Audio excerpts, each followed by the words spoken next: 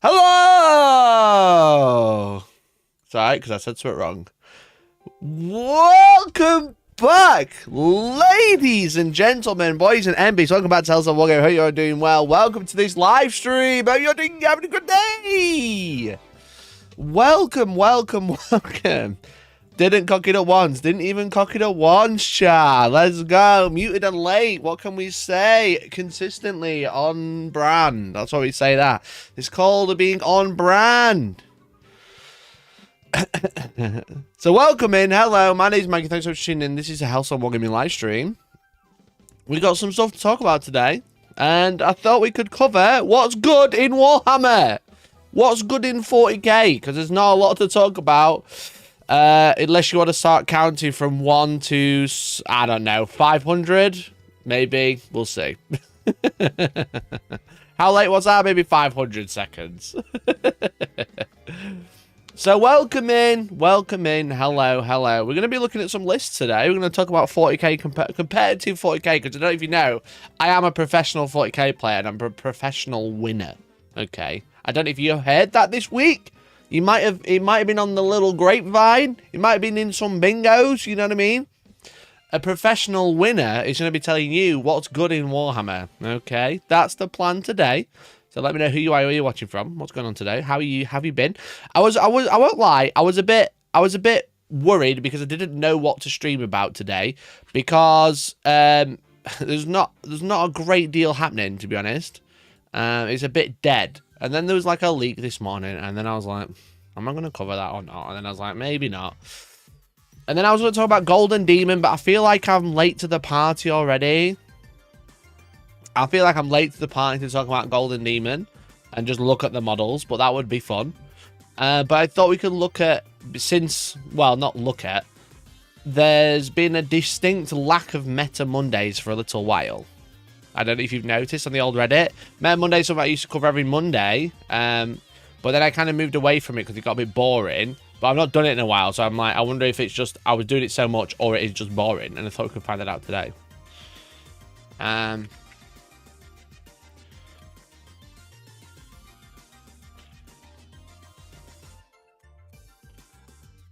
I thought that'd be a cool plan. That'd be an idea. Let me know what you think. Let me know what you think to the plan. I don't know what's good. I'm not a tournament winner, unlike some.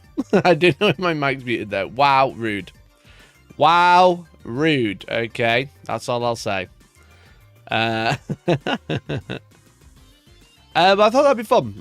We can have a look at some of the tournaments happening this weekend. Have a look at some of the lists that have won, and then try and break them down how they work. You know what I mean? That's what I thought. Man, Monday on a Wednesday. I know.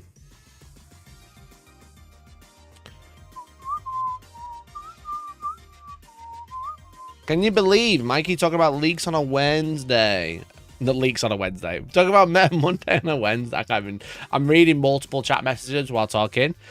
Yeah, there's basically there's a website called 40k Meta Monday. All right, Google it. Google it. Don't bother because it's gone. All right. So this was a website by JCM Shirtleff, who posted every Monday every list that won and then did a breakdown, right? Did like a table and said what was winning, what was losing. But he's not posted since August. The last update was August? Oh, no, to be fair. Yeah, August. That's how Americans write the date, right? What date is this in America land? 8th of September? Fuck me. Fuck me. Should it not be Worst List Wednesday? Oh, bro. When I'm really dead for content, what I should do is every Monday go through the meta list, Meta Monday, and every Wednesday go through all the lists that lost that event and be like, this is shit. Is that what you want to see? You want to see me just go through people's lists and be like, you know what, lad, lady, friend, this is poo. Why are you running this unit? You know? That could be pretty beast, to be honest, except for it'd probably be called, like, considered online bullying, you know what I mean? It'd probably just be considered bullying if I go through every last place and just went, this is shit. Could be good, though. Could be good. Could be funny. Morning, Ma. How are we doing? Morning, Ash. Hello. Hello. Currently building that new Space Marine Tech Marine, the Terminator armor that came out on Saturday. You mean, Cannot Kavar? He's not a Tech Marine. He looks like one, though. Sounds like one. Barks like a Tech Marine, but he's not.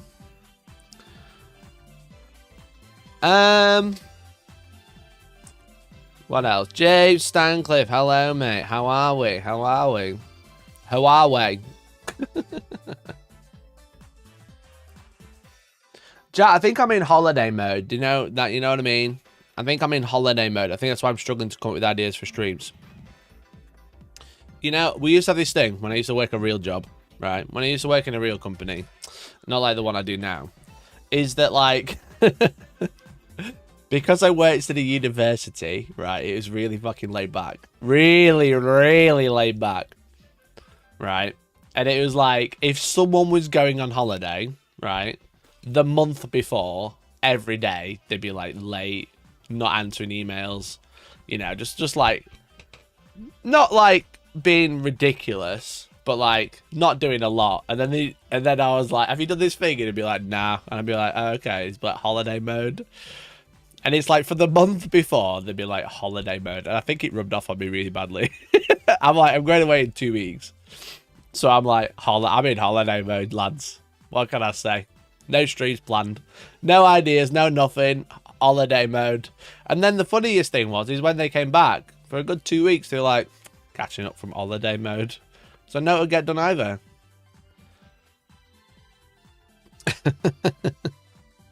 No thoughts, head empty, holiday mode engaged. That was it. That's all you heard. Holiday mode. No, what do you want? What are you doing today? Not a lot. Just holiday mode, mate. I was like, yeah, fair enough. Fair enough. I'll pick up the slack. I don't go on holidays though.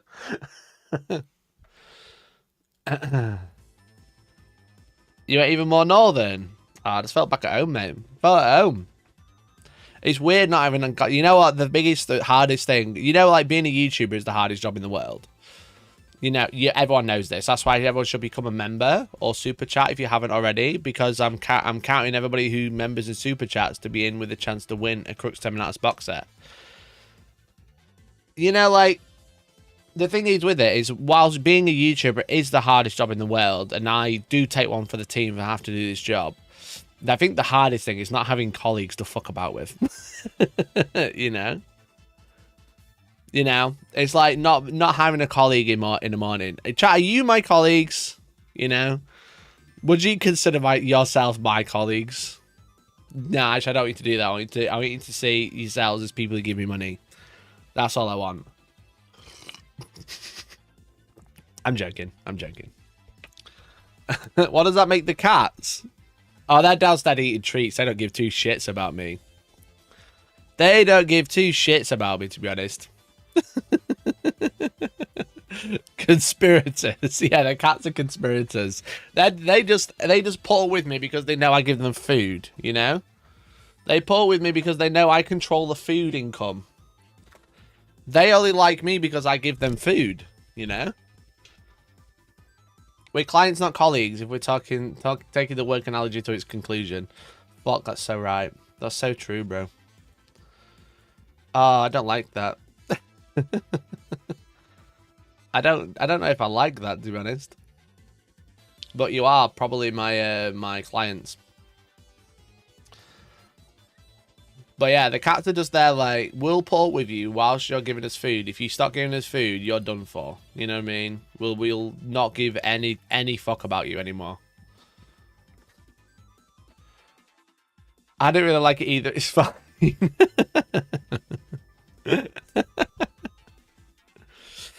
Yes, I do now get back to work. Yes, well, we'll get back to work. Okay. Chat, I don't know if you know, but there used to be a website called 40k Meta Monday, okay? Now, it was quite the task. It was quite the task, but one man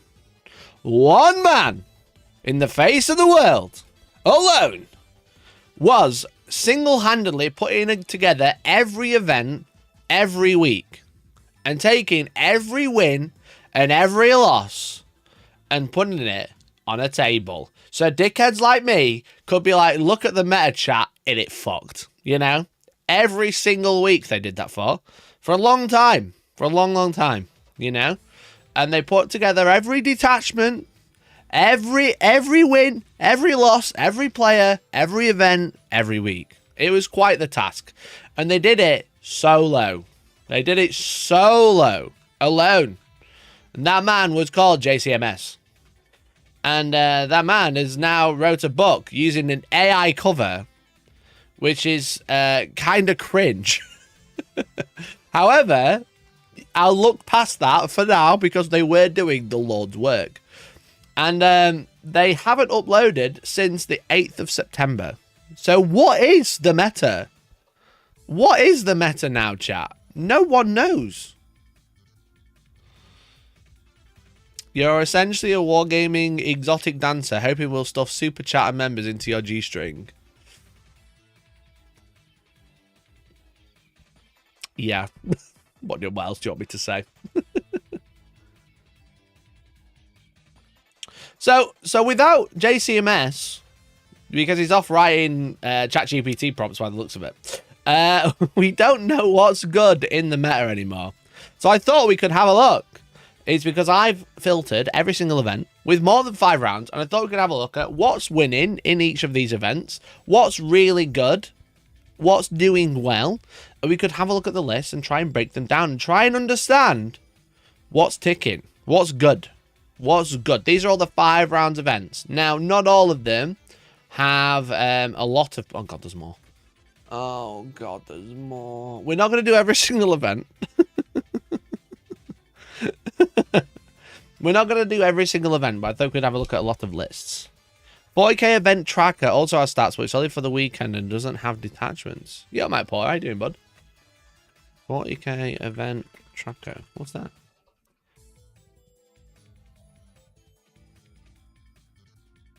Oh. Has someone else been doing it? Has someone else been doing it? Has someone else been doing this already? Who the fuck's 40k event tracker? Yeah, it looks like they've been doing it.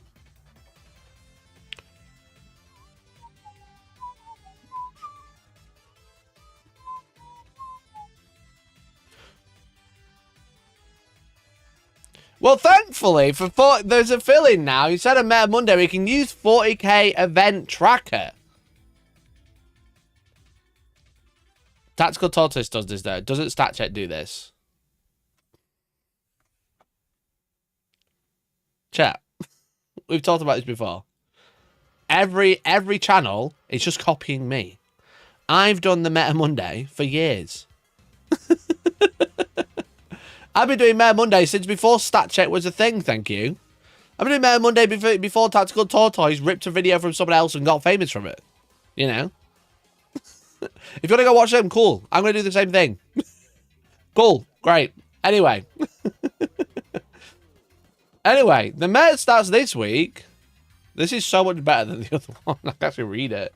The meta stats of this week is quite interesting because Sisters are at 65% win. Oh, can I make this like look back? Can I get rid of this? There we go. God damn it.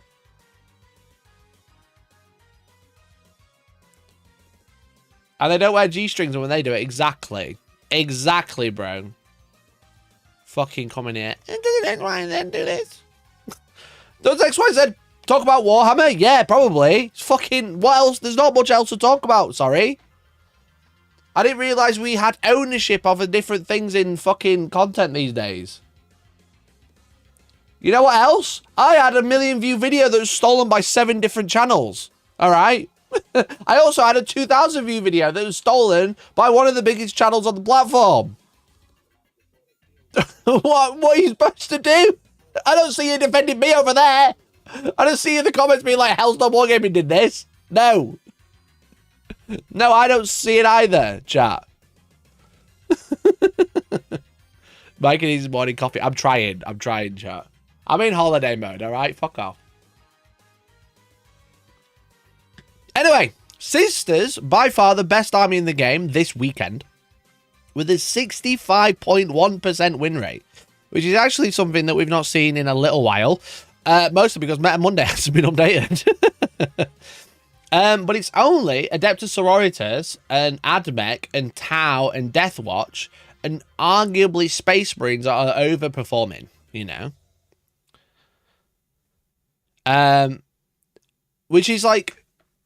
To be honest, Sisters is like the real outlier. Admech is a little bit of an outlier. Everything else is arguably okay. Arguably not too bad, because on average, if we only run 5-round events, an army's going to have 60% win rate all day, you know? An army's going to have 60% win rate all day because people go 3-2 all the time, you know? People of all caliber go 3-2, and that gives your army a 60% win rate. It's when we start peaking like 65 is a little bit high, to be fair.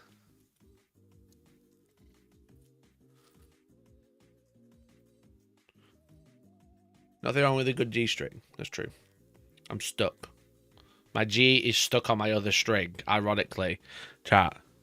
I wear a necklace and it has a G on it. Ironically, it's stuck on my other string. God damn it. I'm literally tangled on my G-string. Chat, this isn't funny. Stop laughing. Chat, this isn't funny. Stop it. I don't know how to get out. It's all twisted.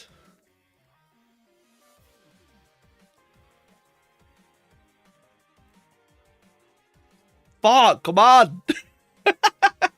Right, look at these stats. Yeah, look at Admech. Aren't they crazy? I can't concentrate.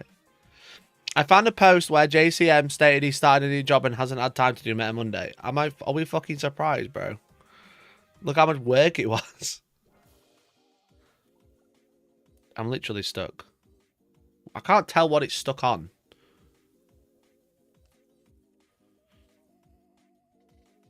A twisted G-string on the other hand. I'm literally trapped and it's annoying me.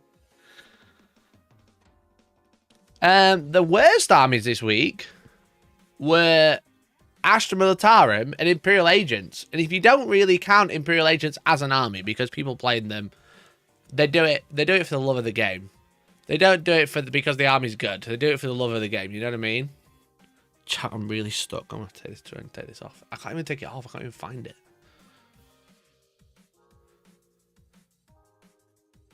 If you take Imperial Agents out as, like, not a real army, because arguably I think we can all understand that it isn't a real army.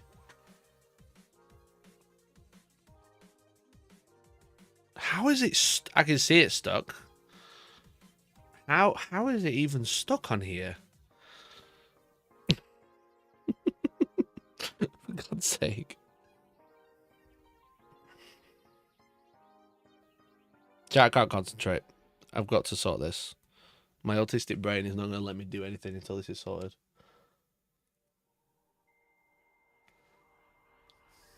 I've got to drop my cheap boohoo chains off.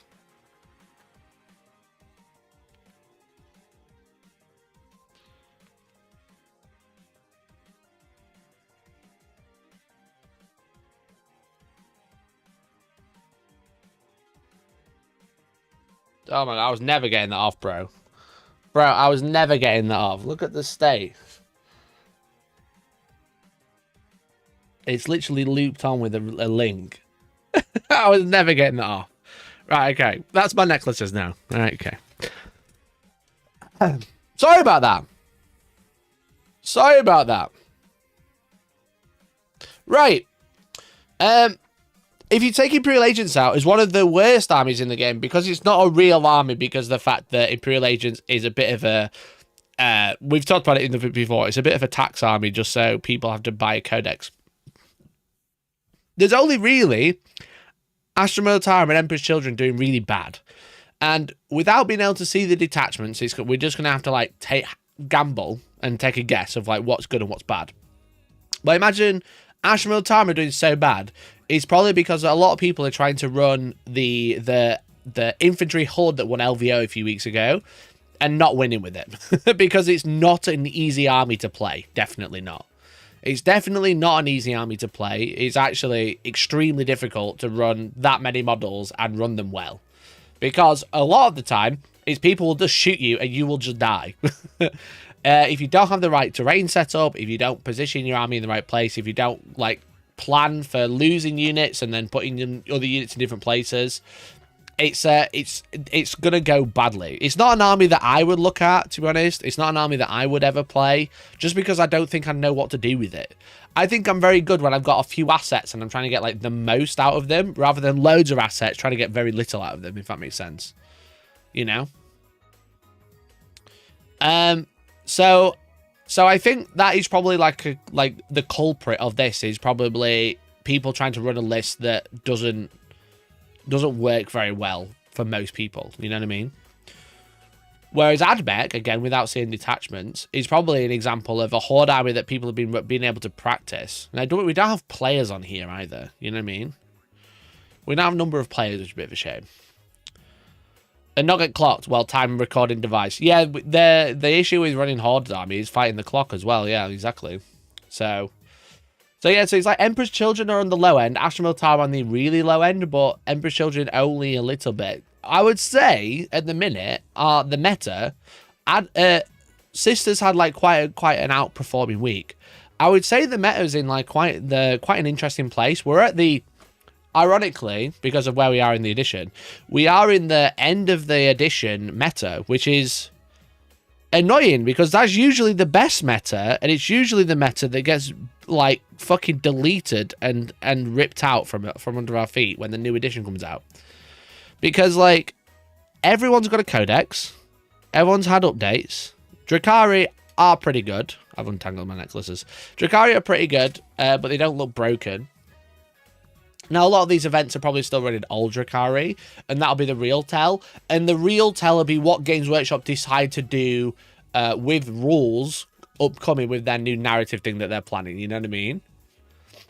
With their new narrative thing that they do at the end of every edition. It's not a leak. 1, 2, 3, miss a few 500.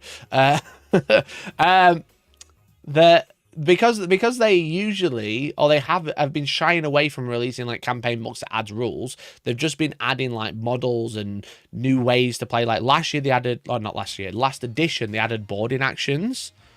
You know, like last edition they added boarding actions, and then the year before that is when they kind of ruined it and ruined a lot of it. So it's going to be interesting to see. Well, even then, the edition before that,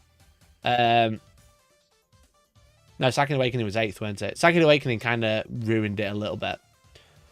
But the end of 9th edition was probably like the golden age, or I definitely rotated to Glass's golden age of like the meta being really stable.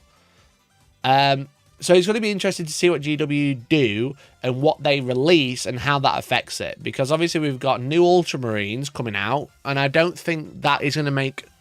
I don't think that's going to make, like, a huge bang, personally. I think it'll be interesting, but I don't think it'll make a huge, like, crash bang wallop. I think it'll just be like, oh, someone tries out that brick, it does really well, then everyone loses with it. You know? Alex Owen got rid of detachments, too. Yeah, that's very true. Do you think we'll see stuff at the end on the end campaign next Friday? Yeah, I think we'll see maybe a few things. Maybe 500. So I think honestly the meta at the minute is probably the most balanced and the most interesting because everything feels pretty good. There's lots of armies that you look at them and you're like, oh my god, that's really scary. And that's kind of what you want. You don't want one army to be extremely scary. Yo, Papaya! Thanks for the 10, dude. Golden age. Exactly. It's the age of the Emperor in terms of meta these next few months. Thank you for the 10, dude. Really appreciate it. If you want to support the channel, you can just like Papaya Pariah. We get this number going up. And also you entered into a giveaway if you become a member or super chat. I just hate it being very Hero Hammer. I mean, that is kind of Warhammer 101, right? I think people want Warhammer to be like Saving Private Ryan type. Oh, it's all these guys not doing anything. But no, every story about Warhammer is about the hero doing the cool thing. You know? Not like a bunch of nobodies doing something cool. It's the hero doing the cool thing. And that's kind of where we're at. So, I thought we could have a look at some of the events that finished this weekend and have a look at some of the lists. One of them being the NRW Winter 40k Singles, also known as the Alpine Cup.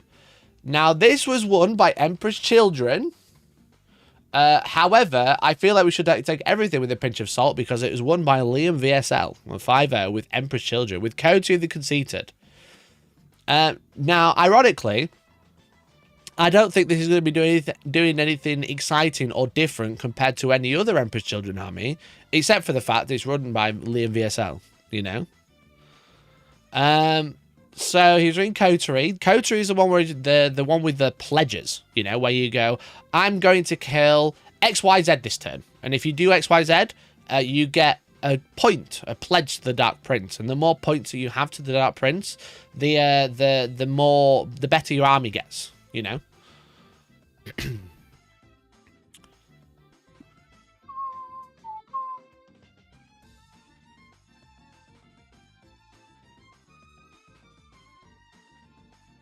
What's it called?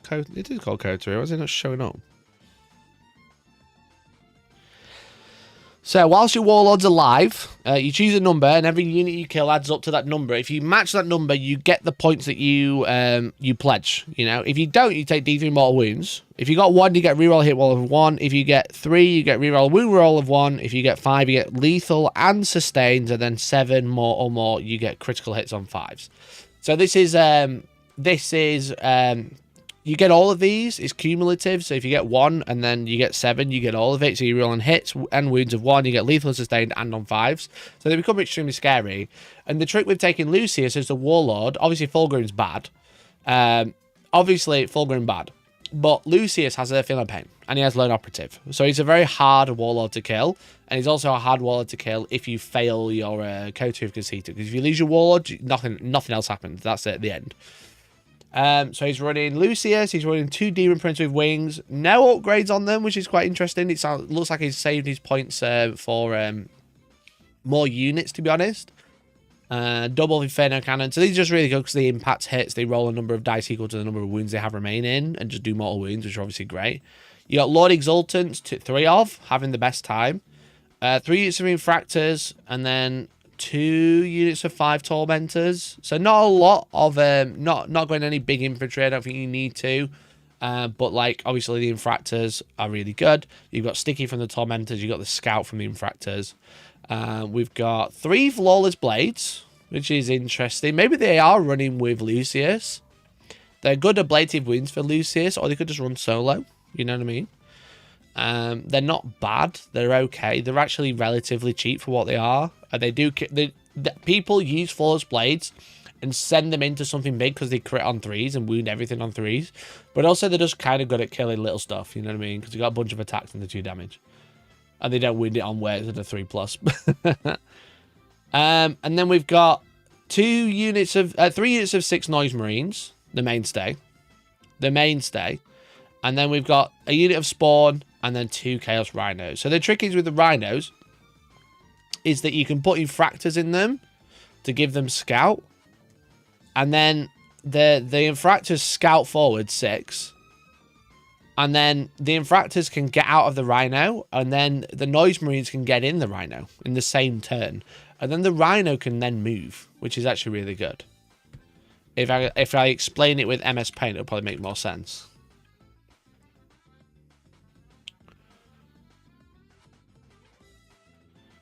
So you have like a rhino.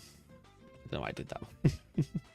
You have like a rhino, okay, and then you have your noise marines, you know, just behind it. Noise marines here, okay. The rhino scouts because the infractors are inside. It scouts 6 inches, so now the rhino's here. You know, let's say it's gone there, right? Your infractors then get out 3 and then move 6. So 9. And then they advance. So 9 plus D6. This is where your infractors are. Okay. The choppy ones. Doing whatever they like. And then the noise marines walk 6. Get in rhino. So they go inside. They move 7. Sure. Okay, they go 10. 10 plus D6. Alright. And then the rhino moves. And the rhino has fire index, so the noise marines can shoot out of it. So the scouting 6 rhino is actually extremely good. It's whenever I play people with transports who've not used them before, this is kind of like what I explained to them is like the same unit can't get back in the same transport in the turn or in the phase or whatever, but you can put a different unit in the same phase. So you can kind of just like piggy hop, you know, piggyback off a rhino that's just scouted because it's just moved 6 away. So you can definitely be within 3. As long as you start within 3 when it moves. Even then they could advance, you know what I mean?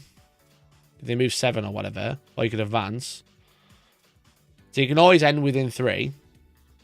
And then it just drives away. And then it shoots. And then your infractors are doing whatever they want. So that's why most lists will run a rhino, just to put those in, but it's also just really handy because you can get loads of movement out of it, you know what I mean? So a good list, and obviously he's done really well with it. Liam is just a very good player. Liam is obviously just a very good player, don't get me wrong. Using WTC, and it looks like his first and his third game were his hardest. Do we know who's played? I don't know any of these players, but well done to Manuel and Nicholas who managed to get some points off him. So obviously he's a very, very good player, don't get me wrong, but this is just a very, very good Emperor's Children list. There's nothing wrong with it. Everything in this list is really good. And it's probably like one of the only ways to play Emperor's Children fairly well, I think. I don't know if there's any other way to play them well. I don't think any other detachments really work. I feel like Emperor's Children is like Coterie or nothing. It's one I was running early on as well, if you remember, on stream. Obviously, everything's been a bit nerfed since then. I was running like the Demon Princes with the upgrades and the... I can't remember what enhancements I was giving them.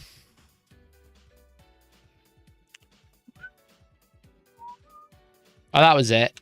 Pledge of the Eternal... to Eternal Servitude. Take a leadership test. If you pass, you come back with D6 wounds remaining. And then Unholy Fortitude.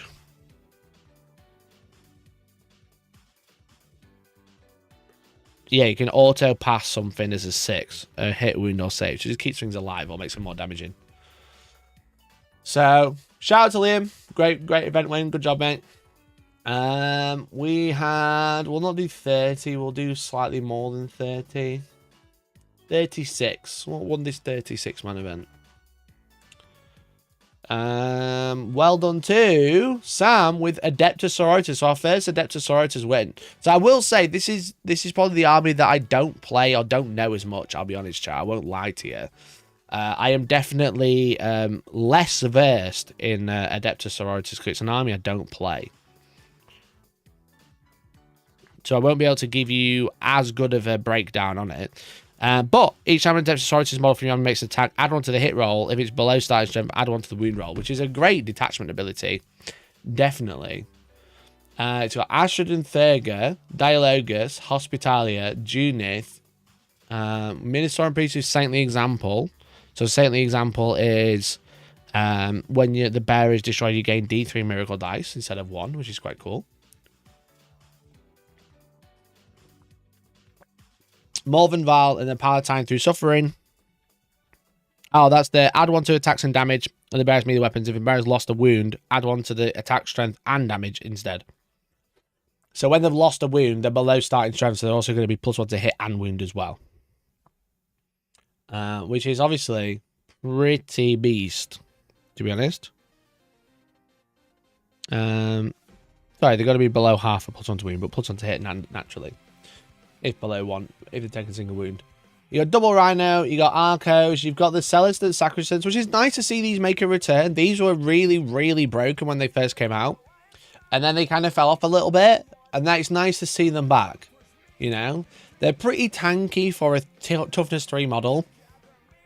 But they're like only 130 points. They're a bit slow, so you're kind of relying on the Rhinos to get them places. And then they've got like a nice invuln.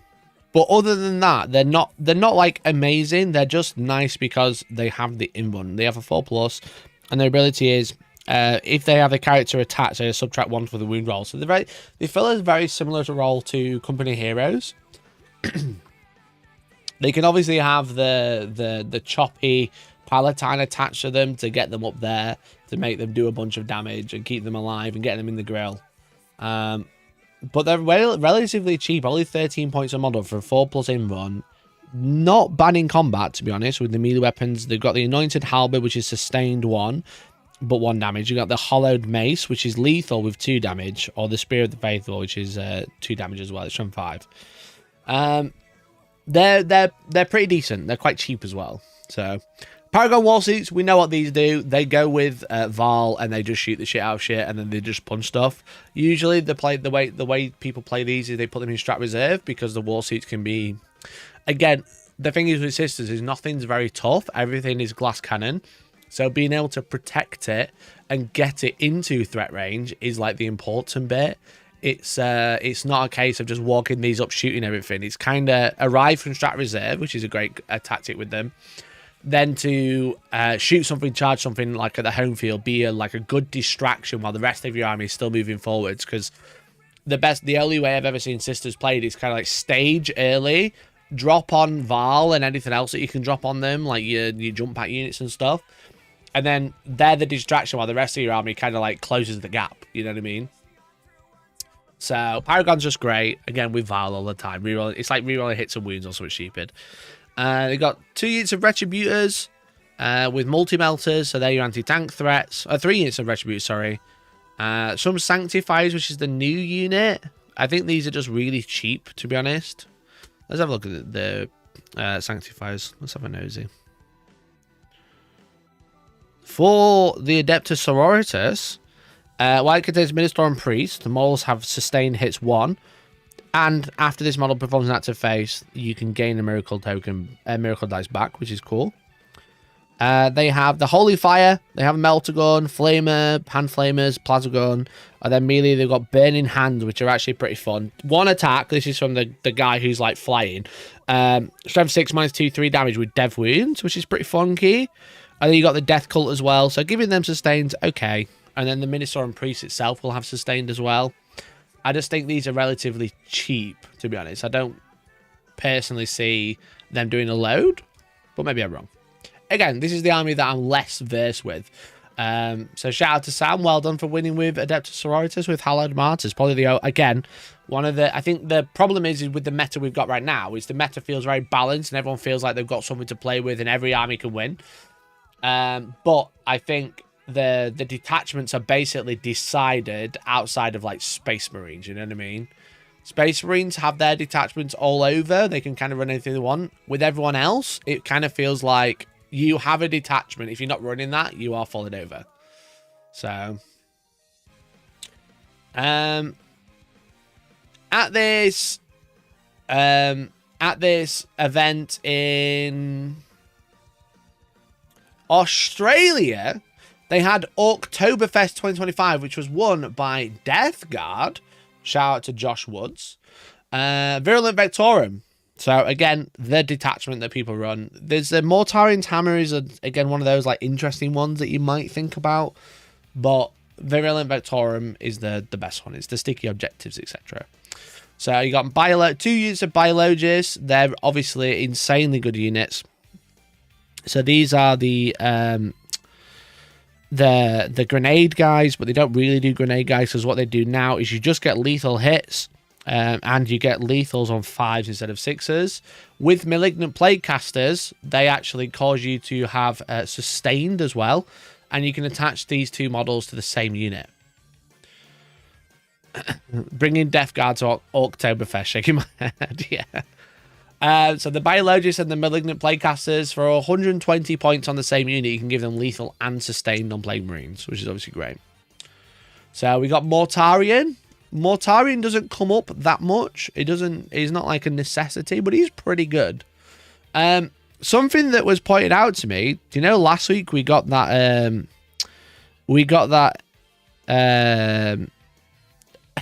where is it? Let me find it. We got that update where it said that you couldn't make more than one normal move a turn or phase, you know, and I was like, that's a really weird update. The only thing I can think about is like if something's got a built-in reactive move and they use a strat to reactive move, like the Combi Lieutenant in Space Marines, which has a built-in reactive move, and then Gladius and Stormlance have reactive move stratagems, which would allow you to reactive move and then reactive move again off the same movement if you're still within 9, you know. However, one thing that was pointed out to me, shout out to Des for pointing it out for me, is Mortarian has a rule called Diseased Influence.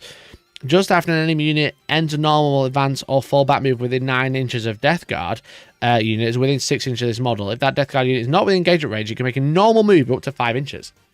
Now, in your head, this is like, oh, that's a really cool reactive move, you know. Diseased Influence. If an enemy unit ends within 9, I can move my my unit and I can get it into safety.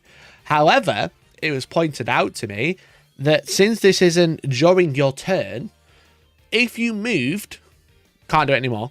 If you move your unit within range of a unit that could reactive move, you know, if that unit was still within 9 inches, your Death Guard unit in your own turn could reactive move from a reactive move and move closer.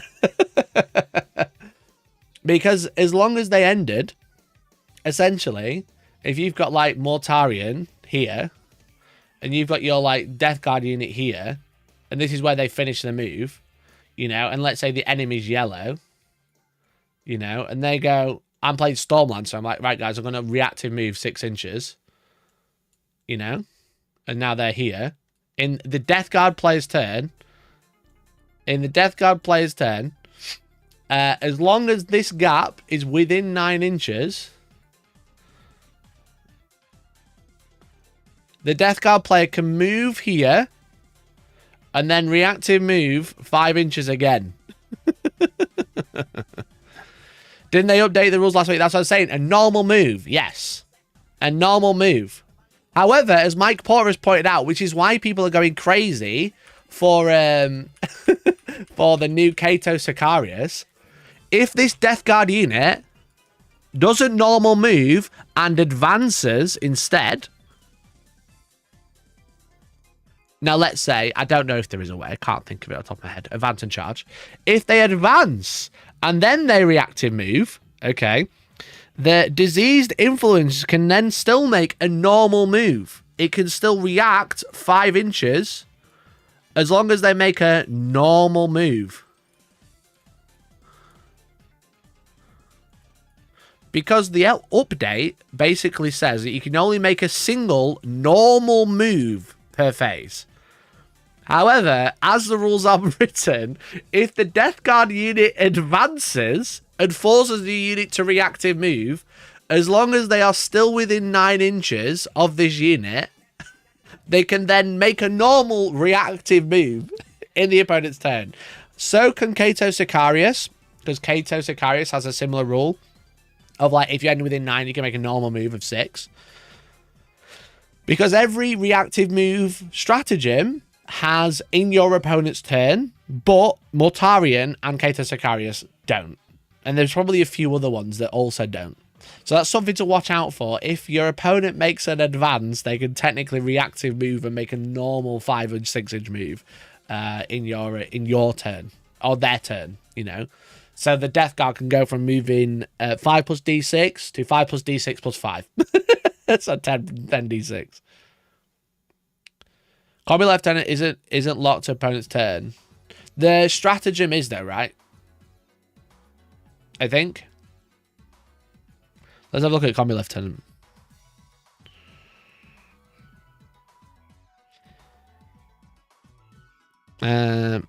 Once per turn, yeah, they could do that as well. If you reactive move from a Combi Lieutenant, he can also chase you down as long as he makes an advanced move first. Yeah, you're right. You're totally right. So, because of shall we check the update, what the update says?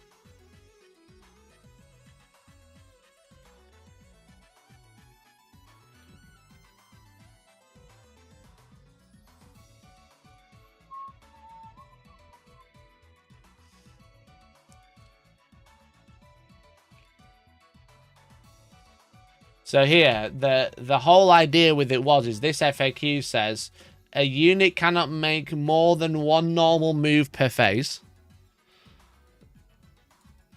So as long as you make an advance and a normal move, that is totally fine. Why does it say 1 normal move, not 1 move per phase? I guess because of the fight phase. Yeah. It could say you can only make 1 move during the movement phase. But because they've added this 1 normal move per phase, it can still be done as long as you advance first. James Workshop furiously editing PDS whilst watching Mikey's show. Yeah, literally. So yeah, so while we had an update where it said you can only make 1 normal move, you can advance and then reactive.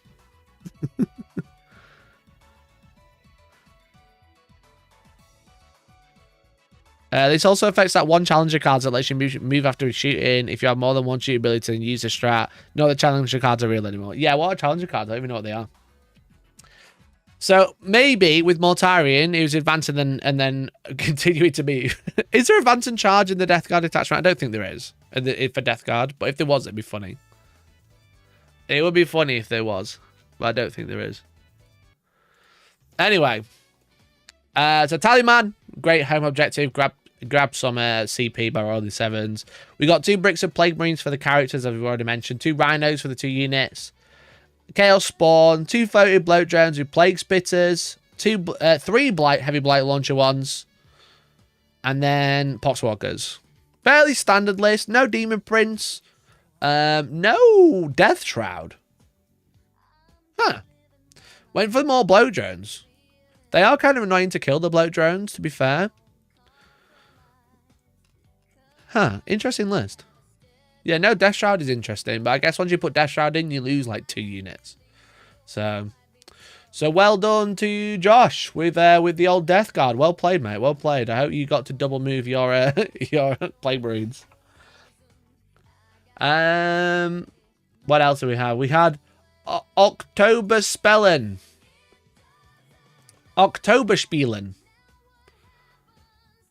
Which was held in...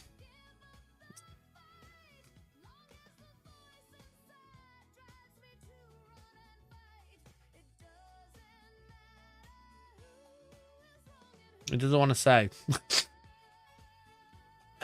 And this was won by 1,000 Suns. Interesting. Well done, Marty, with 1,000 Suns. Termitown. So this is kind of like the other way to run 1,000 Suns now. People have moved away from running the index detachment, as it were, and going for 1,000 Suns Rubrica instead. So we've got 3 units of Terminators, sorcerers in Terminator armor. So these were previously nerfed, but because essentially they only give +1 to hit to the unit they're attached to. They used to be shoot a unit and everyone in the army gets +1 to hit against it. Now they are just on that unit they're attached to. We've got 2 Predator Annihilators, some anti-tank. And then we've got 1, 2, 3, 30 Scarab Occult Terminators. Oh, bro. Scarab Occult. Oh, what a brick to get through. Scarab Occult, T5, 3 wounds, 4 wounds on the Sorcerer, 4+ invuln. They have -1 to wound if there is a Psyker attached, so they're extremely annoying. And then the Rubrica detachment, if each time an attack, unmodified damage characteristic of Rubrica model from your army, add 1 to the saving throw against that attack. So there is strats of -1 damage, but they can't use this stratagem, which is kind of annoying. Was it Implacable Guardians? Yeah, the Implacable Guardians, which is -1 damage, can only be used on Rubric Marines, not Rubricae. As well as scoring as well. I was expecting to see nothing else, but he's got some 2 units of Sekitar robots, some Zangor Enlightened, and then 2 units with Fate Bows and Zangor, just basic Zangor. So just some objective grabbers can do a little bit of extra. And then just 3 big bricks of -1 to hit, +1 to save bastards who walk around the board and fuck you up. And no enhancements. Not 1 enhancement anywhere. What the fuck? What stratagems can he even use on this? Oh, they can fall back and charge. Fall back, shoot, and charge. Okay. Okay, they can get assault. Okay, cool. They could make psychic weapons. Cool. They can shoot back. Okay, cool. They can't -1 damage. And they can't -1 to wound roll, but they already have that. So they can fall back, shoot, and charge. Reactive shoot. It's just bricks. So this is probably the new way to play 1,000 Suns now. Is that, like, just spam 30 Terminators and go unga bunga. Cowabunga it is, you know what I mean? Excellent. Excellent. Great job. Great job, Martin. Unga bunga 30 Terminators. Space Marines could only dream of being able to run a list like this and go 5-0. And go 5-0. It just doesn't happen ever. So 30 Terminators, 2 Predators, Unga Bunga. Love it. What a lad.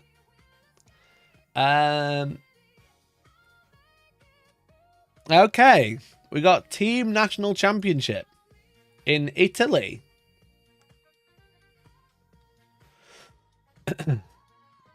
Oh, this is a team event. Okay, we're not going to cover team events because it's very different. But congrats to Altrimenti Arabiamamo. Well done. We're not covering team events because it's very different, chat.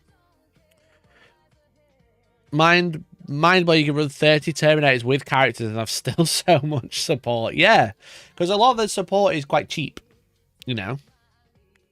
Never thought I'd see an Unga Bunga 1,000 Suns list. Yeah, it's an Unga Bunga with magic. It's a magic Unga Bunga. You know? I'm going to run at you with 30 Terminators. I'm not going to run at you. I'm going to teleport around the ball with 30 Terminators. I'm going to reroll hits. I'm going to get fucking... I'm going to be like AP4 in combat. I'm fucking +1 to hit. I'm rerolling hits with all my bolters.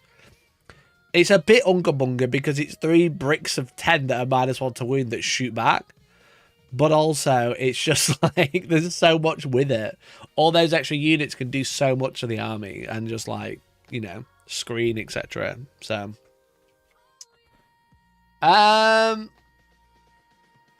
there's also a team event at Alpine. Yeah, there's a team event at Alpine as well. Damn, son.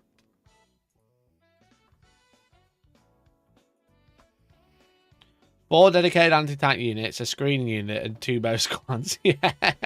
Yeah, literally. That's what else do you need, bro? What else do you need? My entire army is -1 to hit with +1 save. What do you want? I also naturally got 2 up. And a 4 up in one. Chad, there's so many team events this weekend. Teams and doubles.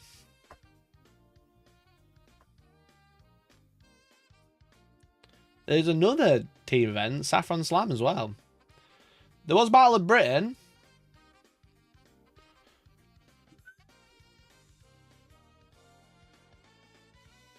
That was a team event. There's like 5 teams events. What the fuck? I'm running out of events to go through. GaleCon! Let's go GaleCon. Shout out to GaleCon. Where's this one? Ireland! 50 people. Shout out to Ireland. Shout out to the Irish, you know what I'm saying? Leagues of Votan? What the fuck is Delve Assault Shift? Oh, it's in Irish. No? What's Delve? I don't even know what detachment that is. I don't even know if I have Leagues of Votan unlocked on my phone.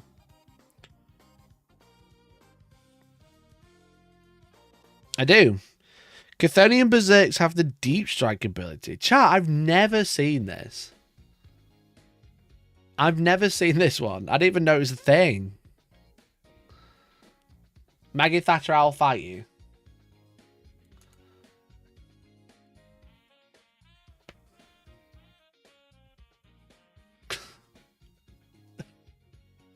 Violence. The government today insisted. Fuck's sake. The one Meg beat with Viv. You never saw it? I don't remember it. I don't remember it. Right, we've got a Brocky Iron Master with selected friendly berserk and then spend any number of YP. Return 1 destroyed model for every 2 YP you just spent. Okay, they got Uppy Danny. You got Carl with the Bile Driver. He's had units select to fight. You can spend 2 yield points. Add the number of yield points you just spent to the damage characteristic of the bearer's melee weapon. What the fuck?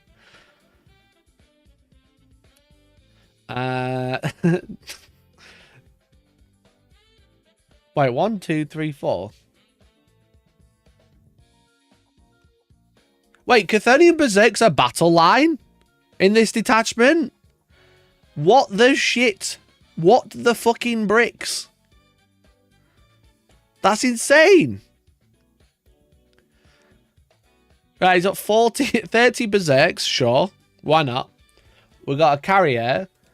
We've still got the Brocky of Thunderkin. We've got Chthonian Earthshakers. Do they have deep strike? No, just the berserks. You got a unit of 10 Hearthguard, which is probably the fucking weird part of this list, to be honest. And then 2 Land Fortresses and some Jaegers. Yeah, fucking, again, Unga Bunga. Everybody on the Unga Bunga, it's great. Just deep strike charge, call it a day.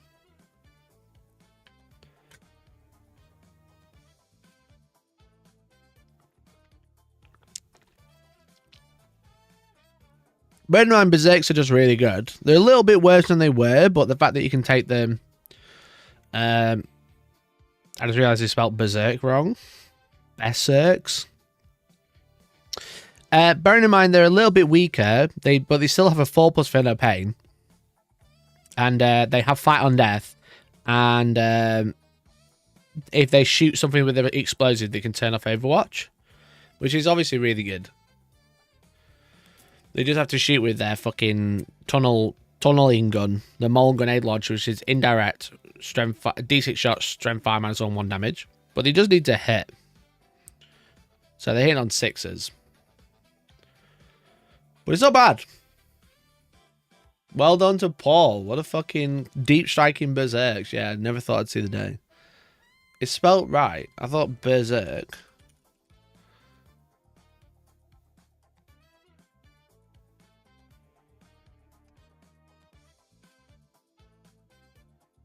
Yeah, Warhammer spells it wrong. Berserk. I thought berserk was spelled like that. Anyway. Right, we had the Coventry 2-dayer.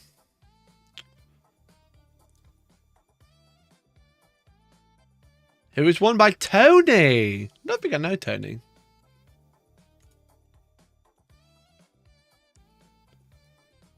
I don't think I know Tony. So he was running Montcar, which I think Tower in a great place to run multiple detachments once again. Not again, like I said, a few armies have kind of had them decided. Feels like Montcar can, it feels like Tower can kind of run Montcar or Retaliation Cadre, but Montcar's definitely very good. So if you didn't know, and it helps me to remember as well. Montcar, during the first, second, and third bar rounds, ranged weapons by Tau have the assault ability. And then during the first, third, and third, while it's guided, they get lethal hits. So they're not getting +1 to hit, they're also getting lethal hits. And I believe they have a scout in this one. Yeah, so strike swiftly, 25 points. You can select up to 2 friendly Tower Empire units within 6 and give them scout. So obviously that's extremely good on things like Riptides. Because Riptides can then scout 6, advance and shoot. And then they have lethal. They become extremely scary and extremely fast early on. This is just like go for it early. This sorts of Tau list just like tries to kill you in like 3 turns. Because that's when they really shine. You know what I mean? So we got Shadow Sun, understandably. We got Ethereal with Strategic Conqueror. So Strategic Conqueror is start the first bar round. Before the first time begins, select one objective marker. While the friendly tower model is within range, add 1 to the friendly model's objective control characteristic whilst they're holding that objective. So that can be really good on like Kroot early on. If you want to put like Kroot in the middle, put like OC20 on the objective and then just be like, yeah, you got to kill those now. Or you can put like 2 or 3 on it just to get like OC4. Just so then you start shooting them, you don't kill them all, the unit's still alive behind a wall, for example. And then he's got Farsight team with Strike Swiftly, as I mentioned. So, Strike Swiftly being the scout one. Got a Devilfish, no battle line. He's got broadsides, 2 ghost keels. How many broadsides? 2? Yeah, 2 broadsides with the missile pods. Because they're just like fucking horrendous amount of shots. 2 ghost keels with cyclic iron rakers, so these are the anti-infantry versions. And then 2 hammerheads, Kroots, like I mentioned, for the early objective grabbing or screening. 2 units of Kroot hounds, 1 Krootox rampagers. I've not actually seen those on the board yet. Are the rampagers any good, chap? Krootox rampagers, move 7. With Scout 7, toughness 6, 5 wounds each. Each time they enter a charge move, they do mortal wounds. On a 4+, it's D3. And then the enemy unit has to take a battle shock. That's pretty beast, to be fair. Then the Rampager Fists are hitting on 3s with sustain. Strength 6 -1, 2 damage in combat. And then ranged pistols are shit.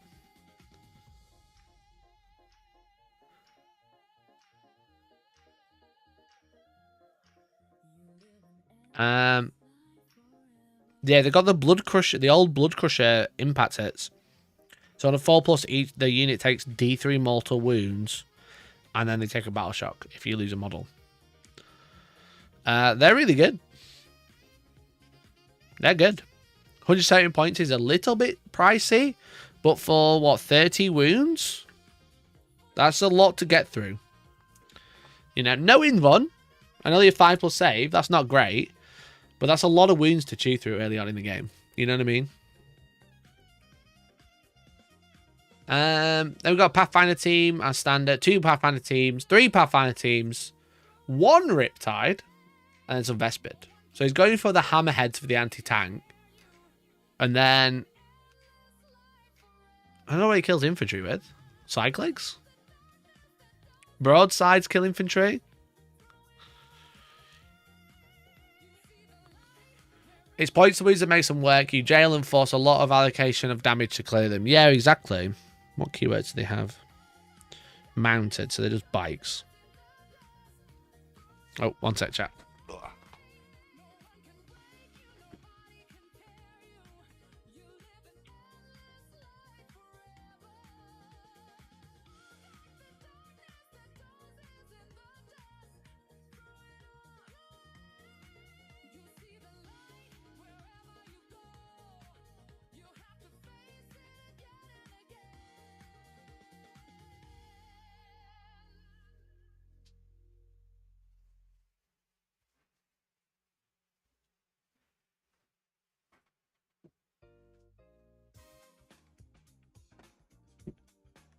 Sorry, gamers. No parcel come. Thankfully, my shirt arrived for tomorrow. I'm going to a wedding and I didn't have a shirt.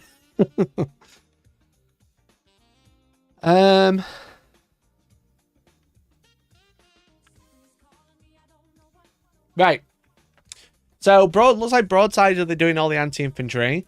Ghost keels are also doing the anti-infantry. And then hammerheads are the... I mean, riptides aren't great anti-tank, to be fair. They're not... They kind of do it, but alone they definitely won't. But they kind of like a bit of an all-rounder with riptides. Obviously being strength 10 on the charge, on the overcharge now is pretty nice. Or is that just in... Let me double check riptides. Because I play against Cal a lot who runs the +1 strength. Yeah, strength 10 on the overcharge now, which is really good. So, yeah, well done to Tony, mate. Well done, mate. Well done. Good list. That's a 10, man. Let's have it. Oh, I know Marcus. Me and Marcus go way back. Who won his event? Who won his event? Yo, Mikey. He sounds cool. Yo, I wrote this list with my own brain. What a great list. Wow. Lieutenant Com Weapon. Heard that really good. Marnius Calgar? That's pretty decent. Gullim. What detachment is he running? Stormlance. That's a really crazy pick. Don't you think, chat? Chat, don't you think that's a really crazy pick?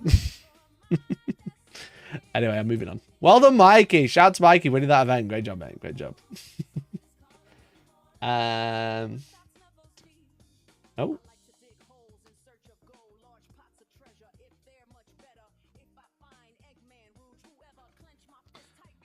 Battle Brothers GT, hosted by Away Games, 76 players.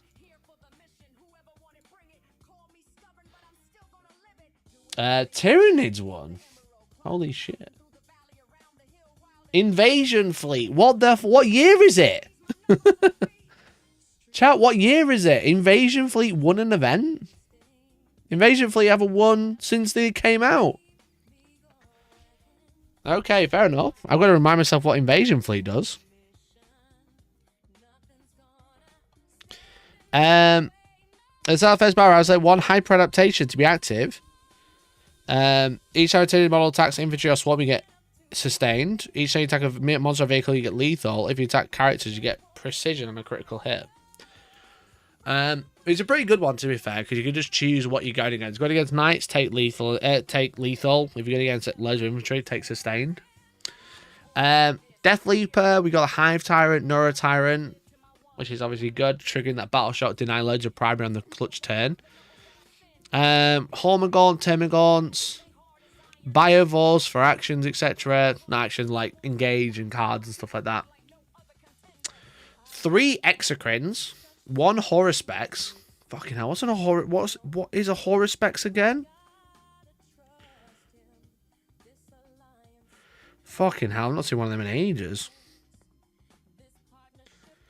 Each time someone starts to fight, after you solve the attack one of enemy units, you take a battle shot test. It's got a ranged weapon of Grasping Tongue, Precision, D6 plus 1 damage, and then a Ravener's Maw, which is 14 attack, strength 7 minus 1, 2 damage, and then extra attack, strength 14 minus 2, D6 plus 1. What the fuck? Yeah, it's the guy with all the extra gobs and stuff. The giant gob. It's just I've not seen one in fucking years. So no ability. Yeah. We got a Maliceptor, which is obviously pretty good, pretty tanky as well. A Neurolictor, 2 Tyrannofexes with the Rupture Cannons, and then some Zoanthropes. What a weird list. This is such an old list, you know what I mean? This is like 2024. No, 2023. I think it gives a smokescreen aura. Not according to the day sheet. There might be a strat for it. But the Horror Specs just has one ability. Grisly Spectacle.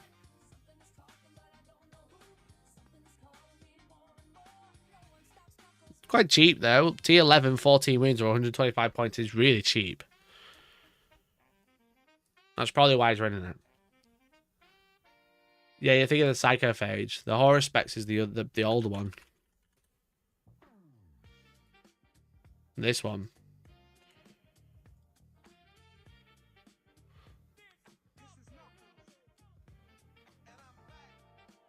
$125 points for an Imperial Knight equivalent toughness. You know, it's pretty beast. But yeah, this builds the Tyrannofex, does it? Or something?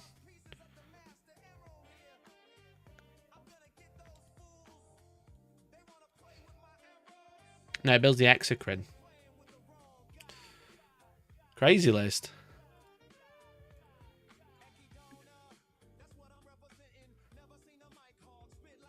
Knowing one, which is why they fall down. Yeah, but T11's kind of annoying to deal with. And again, it's like, if it's only 125 points, you know?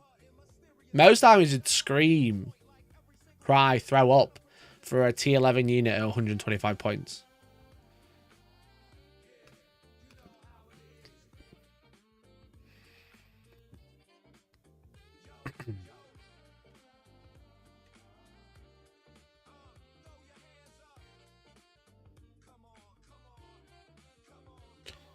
Has it got any enhancements in this?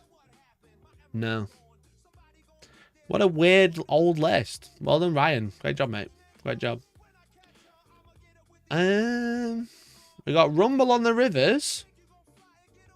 Rumbled on Rivers in Fort Wayne, which was won by Astartes. Actually, double Astartes win. The Ironstorm, Ultramarine Ironstorm Spearhead. So, shooting the shit out of you and just using Mercy's weakness on everything. We've got Lieutenant Combi Weapon, arguably one of the best 70 points in the game, let's be honest. G-Man, great. Tech Marine with Target Augury Web, and then Master Machine Wars. It's the fallback. I've got to remember what they're fucking all called now. Iron Storm. So the Target Augury Web gives lethal, and then Master Machine Wall lets you fallback, I think. Yeah, it could shoot in a turn in which it advanced or fell back. And then obviously this whole detachment is like you reroll a hit and a wound, or a damage, which is quite nice. So we got 2 units of JPI, so it's 90 points, impact hits, go do actions, be threat range. Brutalis, which are definitely falling. No, sorry, Brutalis. This is the crazy pick, not the Ballistas. The Brutalis is a crazy pick. Twin multi-melter, so obviously it's rerolling wounds, which is quite nice on all of the shooting, and then it's pretty decent in combat. And again, it just does a bunch of damage on the charge as well. We got Gladiator Reaper, so this is the anti-infantry one. It gets sustained 2 with the turret against infantry. It's twin and it's devastating wounds, which is great. We've got Infiltrators to deny deep strike. And then we've got 2 Redemptors. Redemptors are just so good. I ran 3 this weekend. The fact that most of the meta is 2 damage and Redemptors have -1 damage. They just stick around for so much longer than they should. It's actually ridiculous how good they are at this moment. They're not even like good on paper. They're just such a counter to the meta where everything is 2 damage. So much shoots and fights at 2 damage these days that putting -1 damage on multiple units is just like crazy. I think that's kind of like why my list works, is that Triple Redemptor and a Stormraven all -1 damage. That they just, like I said, they're not actually that good. It's just the meta makes them good. You know, they're such a counter pick, which is great. And then they've got really good shooting. They're a pretty good combat platform. 5 attacks at strength 12, which is quite nice. So they're wounding a lot of stuff on 3s and 2s a lot of the time. And then double Vindicator. Again, what year is it? Vindicators have definitely fallen out of favor because they just kept steadily rising in points. You know, they just keep going up and up and up. But fair play. So, Ironstorm, they have the strats with the Mercy's weakness, 2 CP. Until the end of the phase, each time while unit makes an attack, if it's below starting strength, if the target is below starting strength, they get sustained 1. And if it's a vehicle, you get crits on 5s. So the shooting in this army just becomes ridiculous. With Oath and Moment rerolling hits as well. And then +1 to wound. And then potentially rerolling 1s to wound on an objective with the combo weapon. Or rerolling everything because it's twin. The shooting in this army becomes crazy. It's surprising to see Ironstorm win. Because it's like falling out of favour a little bit, I would say. Compared to other detachments. Gladius is definitely the favourite to run now. But Ironstorm is still quite threatening. It's definitely still quite threatening. So you can also have Ancient Fury in all these dreadnoughts. You can increase the move, toughness, and leadership, and OC by 1, and give +1 to hit. So for 1 command point, you can have this like Brutalize moving a little bit faster, which is nice. And then obviously Mercy's weakness is 2 CP, but you have G-Man to make it 1. So yeah. Well done to Zachary on your win with Ironstorm. Great job, mate. We got 32 players. Have a look here. People moved away from anti-tank with Night Nurse, so I can Ironstorm out of nowhere, stat checking people. Yeah, exactly. So we got United States again. And this is won by Adeptus Sororitas, our second Adeptus Sororitas win. He used to give Ancient Fury to Murderfang, who's OC 0, and batter an objective. That's pretty fun. That's pretty fun, to be honest.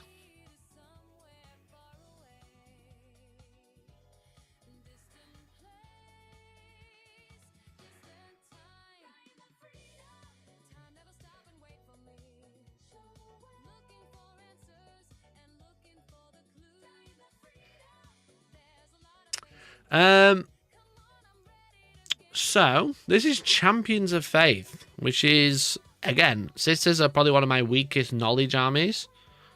So apologies, I'm going to have to look this up to see what they do.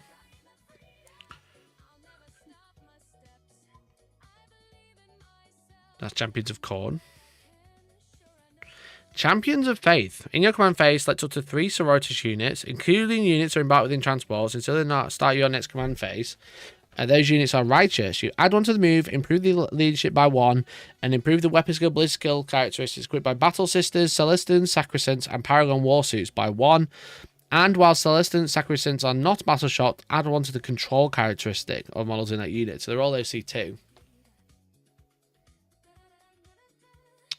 Okay, we've got the Demonifuge, Hospitaller with Sanctified Amulet, which is anti-deep strike. Okay, that's cool. 12-inch denial. We've got the Triptych of Judgment. Each time Molly unit makes an attack, you can ignore all modifiers. Okay. Morven Val. We've got Battle Sisters. We've got an Immolator to strip cover. We've got some Rhinos to do some movement shenanigans. 2 Castigators, so the Predators. They are really good. They're really good platform Castigators. I think they've got a pretty good ability as well.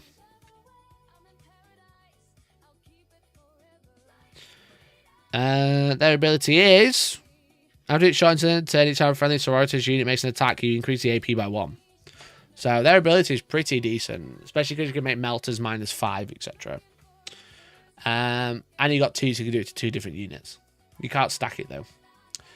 We've got 30 Sacrosancts, as we've already mentioned. They are pretty good. They're relatively tanky for a small unit, and now they're OC2. We got the Paragon War Suits, as we mentioned, we got more than Val, and then we got Seraphim, and an Novitiate Squad for doing actions, etc. Okay, what strats do they have? Like I said, I don't play Sisters, that's why I struggle with them. So in Champions of Faith, they get Feel No Pain 6 up. If they're righteous, they get 5+. Lethal or sustained in combat or shooting, which is pretty beast. You can improve the strength by 1. If you are righteous, you can improve the AP as well during the fight phase. In the fight phase, you can consolidate 6 inches. If you are righteous, you don't need to consolidate towards the closest enemy model, as long as it moves as close as possible to the closest enemy unit. Okay, I don't see how... That can come up a little bit. Nothing crazy. But it's pretty cheeky that you don't need to worry about the model by model. You can just go towards the unit. Give yourself -1 to hit. If you're sacrosanct, -1 to the... Wait, what?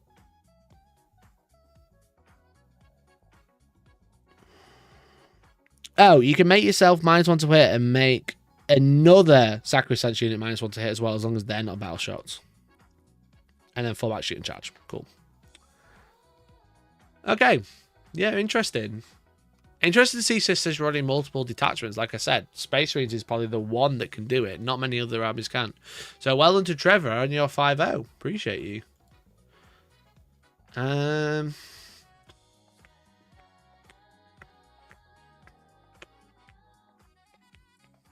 You can't filter by number of players on this anymore.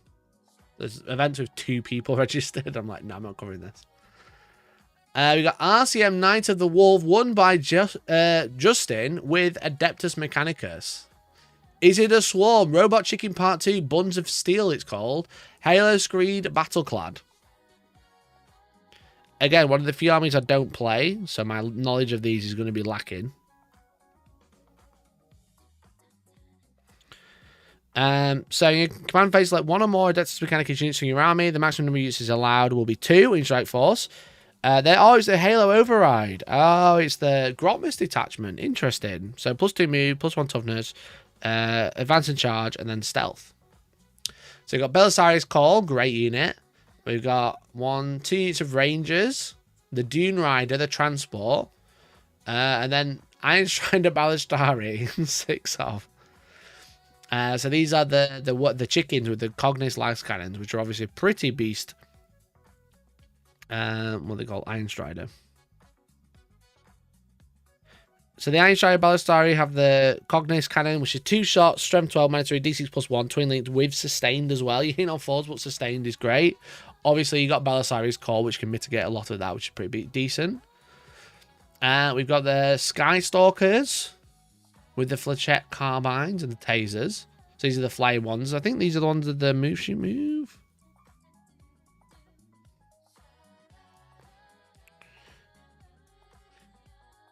Yeah, they can move. They can shoot after it's shot with engagement range.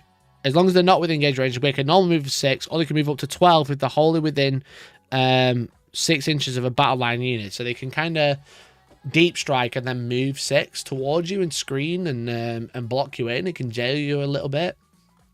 We've got infiltrators to do the same, some rust stalkers to do the same, and then we've got dragoons, the combat ones with the taser lancers. So it's a bit of a stat check lock-in list. You know what I mean? It's just like throw loads of stuff at you.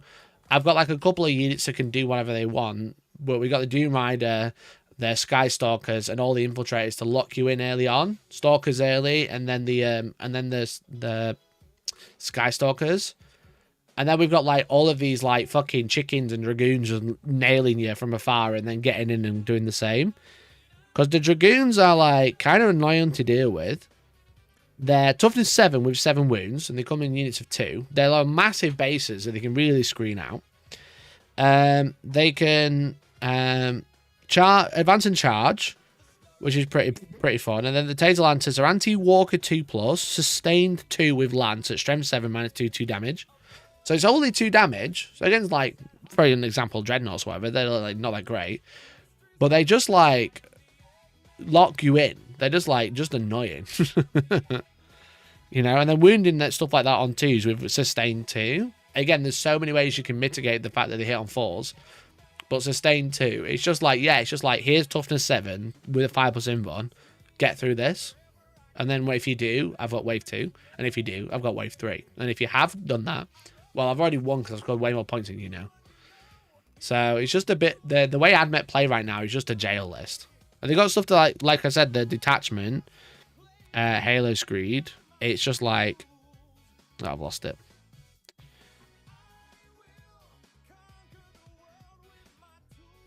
+1 move, +1 toughness. Sorry, +2 move, +1 toughness or stealth. So everything just gets well annoying to deal with. So, well done to Justin with Admech. Great job, mate. Great job. We've got Paragon City.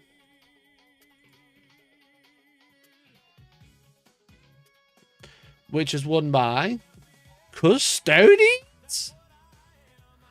Derek, what you doing, bro? You are balls deep in the wrong hole and mom is pulling into the driveway. Right, we got Lines of the Emperor. Okay, we got Adamoni Mortis, which is the get back up. We've got Shield Captain, Fierce Conqueror, and Valerian. No Blade Champion. No Charging Valoris. Yeah, what is going on? We've got 5 Custody Guardian. No shields. No banner. No shield. What is going on, bro? We truly are in an interesting time. He's got 2 Caladius Grav Tanks with the Arachnids Heavy Blaze Cannons. He's got 3 Alaris Custodians, 5 Wardens. Who are the Wardens going with? Valerian, maybe? Some bikes?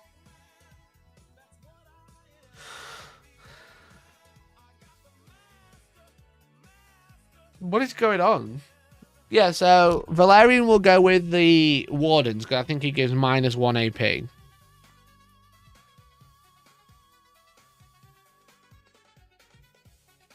Yeah, whilst leading the unit, immediate attack targets this unit, worsen the AP by 1, and then you can change the result to a 6. For this model only. So, not unit, but just model. So, he'll be going with the Wardens. Draxus will be going with the Custodian Wardens. Oh, they do have a... No. Draxus will go with the Custodian Guard, who don't have a shield. Why? Why do you not want the banner for +1 OC? You know? And then the bikes will do the bike things. What the hell, dude?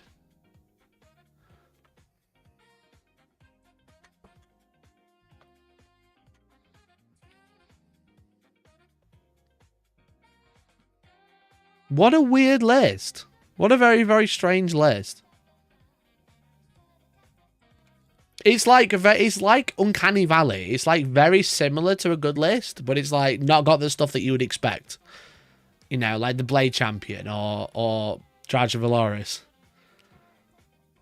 I suppose just tried to get another unit out of it, you know what I mean? Is that 2 Yitzhak sisters? Well done, Derek. Great job, mate. Lines of the Emperor obviously being really good. The ones to use once per game abilities more than once. Because, sure, that's the world we live in now. Great detachment. Great detachment. Oh, we got AI. Wonderful. Team event. Thank God I don't have to cover it. BZU GT. 53 players. World Eaters. Vessels of Wrath. Oh my goodness. What is Vessels of Wrath? Isn't that the Grotmus one as well? You start the battle round after activating Blessings of Con. You select one or more models from your army, including models by transports, from the list below. World Eaters characters excluding epic heroes, 8-bound champion, exalted 8-bound champion, Corn Berserker champion, and World Eaters Terminator champion. You can select the same type of model multiple times, and the maximum number is 3 in Strike Force. Until the end of the battle, round, each of those models has the Vessel of Wrath keyword. We recommend marking such with suitable token. Then select one blessing of color. It's not currently active for your army. Until the phase, Vessels of Wrath units in your army have that in addition to others. So you just auto choose the doctrines, yeah. Angron, Demon Prince with wings. Demon Prince with wings with gateways to glory. Each bearer makes a normal advance or fallback charge where it can move horizontally through terrain features. When doing so, it can move within engagement range, but cannot end normal moves. So it can move through walls. Triple Lord on Juggernaut. Fuck me. And then a Slaughterbound with Arch Slaughterer. Improve the penetration immediately once clicked by the bearer by 1. While it's a bearer of Wrath, improve the damage. And he's already really good. He gives massive buffs to damage already. 10 core berserkers, spawn, loads of 8-bound, and some jackals. He won an event with Angron. Who would have thunk it? Who would have thunk it? He won an event with Angron.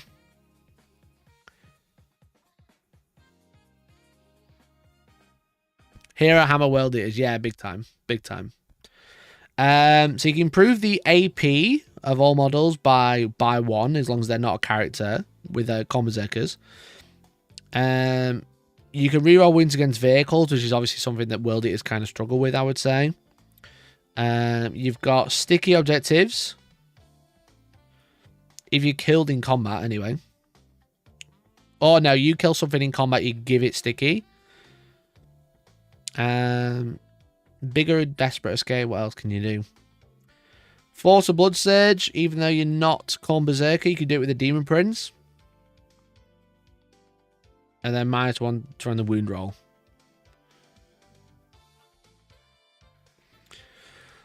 Yeah, it's just Hero Hammer. It's just Demon Princes go have fun. Lord and Juggernauts go have fun. And then you've got the Slaughterbound with the Exalted, probably. Because they're like damage 4 against vehicles or something stupid. Maybe even damage 5, the Slaughterbound. Yeah, fair play. Fair play, Douglas. With a Hero Hammer World Eaters.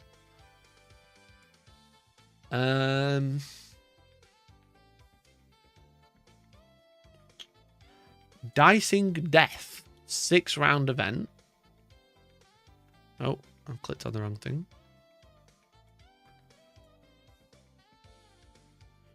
In Portland. Was won by Orks. Wait, Snow Horde is the best detachment. Always has been. And I like how he got rid of the fact that he says Warhorde. Snow Horde is the best detachment. I'm just going to remove that fact from my list. I always find it a bit funny when people remove the extra information from a GW built list. It's like, what are you hiding, bro? You know? When you look at a list, I'll just look at this. Hannah Herbert. Yeah, great name. When you look at a list normally, it has all this info at the bottom. Now, I'm not saying anything fishy is going on, but this info tells you what data they're using. So, if this should all be identical in every list, but he's removed it. Why? What was funny is certain people from certain Games Workshop were playing tournaments, and then their app data version was completely different. It was like 700, for example, because clearly they'd updated their app and then used used an updated version of the app to export their own lists, which is quite funny. And it's also surprising that Games Workshop are using personal phones to build lists and like look at data and stuff, rather than like work phones. But yeah, if you're ever building lists and you see, like, keep an eye on this, it should be identical to whatever you're running. If it's not, either you've not updated or they're too far forward. So, anyway, Lucas with Warhorde. Obviously, I just played against this weekend. This is the Exploding Sixers. Beast Boss, great character, only 80 points. Big Met with Follow Me Lads and Gazgul Thraka. So, Follow Me Lads is the +2 move. I'm just going to see the stipulations of how it works. While the berries lead unit, add 2 to the move. Okay, it's just add 2 move. Because in this detachment, in Warhorde, there's a stratagem.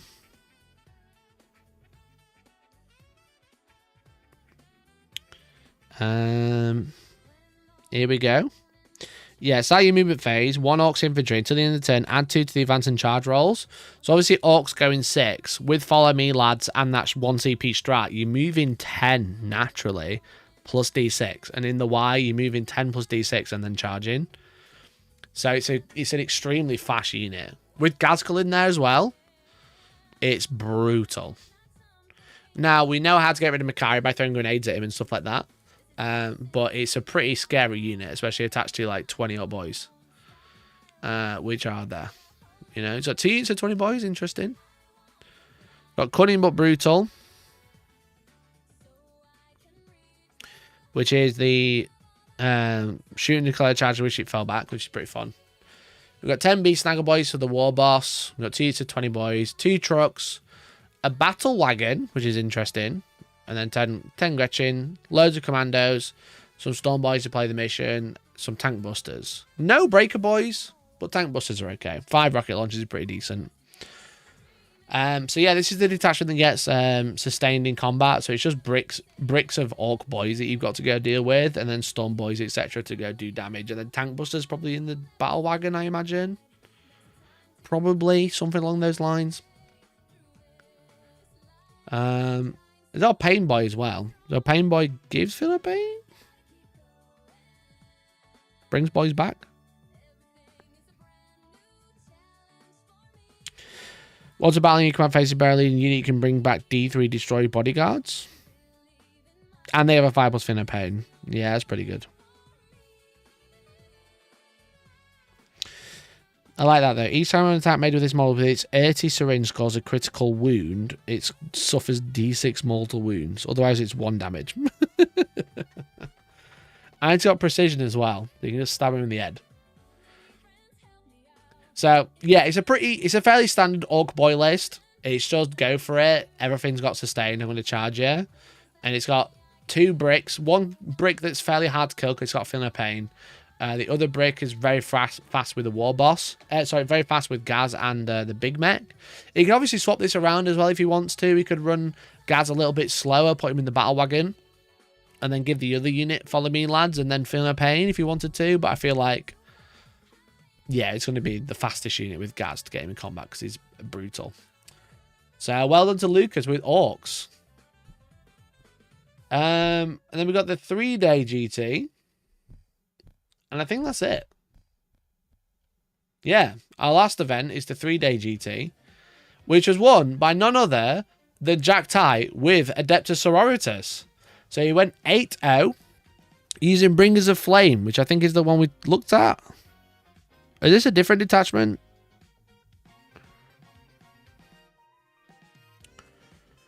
Yeah, this is a different detachment.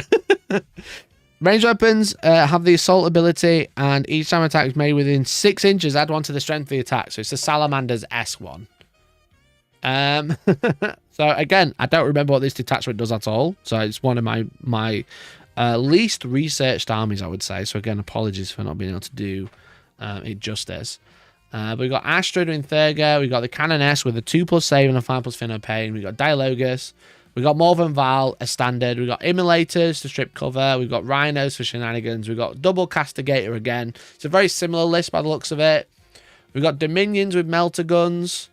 Paragon Warsuits with Morven Val doing their thing. And then we've got Retributors with Melters. And a few units of Sanctifiers. Again, only 100 points for that unit. It's quite a lot of them. So, yeah, very similar style list. Another complete three different detachments, you know what I mean? So it says BOF, Bringers of Flame, go Bosch. So Jack actually won a tournament on one of my streams a long time ago when we were streaming the Goonhammer event. He was playing Sisters then, he's playing Sisters again. So he's a very, very good player, definitely. He's been playing this detachment for a long, long time. And obviously with Sisters getting those little buffs here and there, it looks like Sisters are definitely back on the menu and everyone's kind of smashing it. Now, are Sisters extremely broken, or are people just unaware of what Sisters do because they're not playing it for so long and then they disappeared for ages? Probably more likely.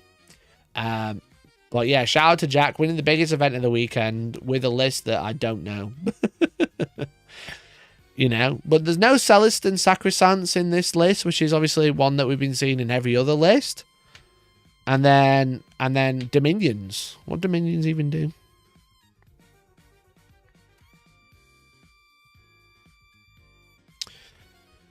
So Dominion Squad have Scout. So again, we talked about the Rhino shenanigans earlier. That's obviously really handy. You can do the same here. After it performs Act of Faith, you get a Miracle Dice. So they do Miracle Dice for free. And they've got Reactive Move. So, and it's once per turn. So they can also do the two things that we've used MS Paint for. These guys can do both. They're high skill unforgiving army. Yeah, definitely. Because they're just T3 they're T3 girlies, you know what I mean? But they've just got so much good shooting. The fact that Immolators can strip cover as well, this makes everything really good. Bear in mind, Immolators strip cover, castigate, shoot, give +1 AP. So if you really need to kill something, you can be AP fucking loads with ignore cover. I think you got like extra melter guns, etc. So, well done, Jack, with Sisters of Battle. Great job, mate. Well done, well done, well deserved. Good guy. And that's every list. That's your meta roundup this week of what's been winning tournaments. I hope you've enjoyed it. I hope you enjoyed my insight. I appreciate some of it. It was a lot of Sisters, and I don't play Sisters, but I'd rather try and be honest. You know what I mean? I'd rather try and be honest and not be like, well, this unit does this and this unit does this. It's just an army that I don't... Well, Sisters of Votan are two armies I don't know that well. Yo, there was an event in Japan! Yo, there was an event in Japan! How do I click on that? Do I click on that? Okinawa Escalation Crusade! Shout out to Neil! Oh, I didn't put a list in. Oh. Shout out to Neil, not putting a list in, but he won. Oh, everybody won. They've not run it yet.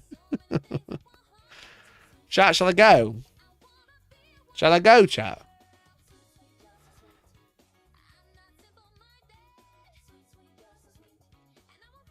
Whereabouts is Okinawa?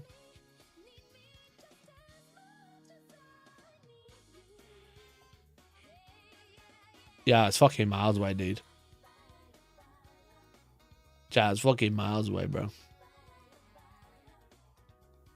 That's South Japan, bro. But it's an island in Japan, isn't it? Yeah, I'm an idiot. It's a fucking island in Japan and they're playing Warhammer. A tiny island in Japan and they're playing Warhammer. That's so beast. They're not even on mainland Japan. They're on island. I was so confused. I was like, wait a minute. This is Japan shape. Bro, that's so beast. A tiny island in the ocean is playing Warhammer events. Somewhere around here. That's so beast. It's about an hour's flight. Rich, shall I go, bro? Shall I go? Shall I turn up? Yeah, I'm here for the Escalation League. It's got a big US Army base. That probably explains all the very English-sounding names then, like Neil, Dakota, Darren, Garrett, Wyatt. Yeah, that explains a lot. That explains a lot. That's cool, though. That is cool.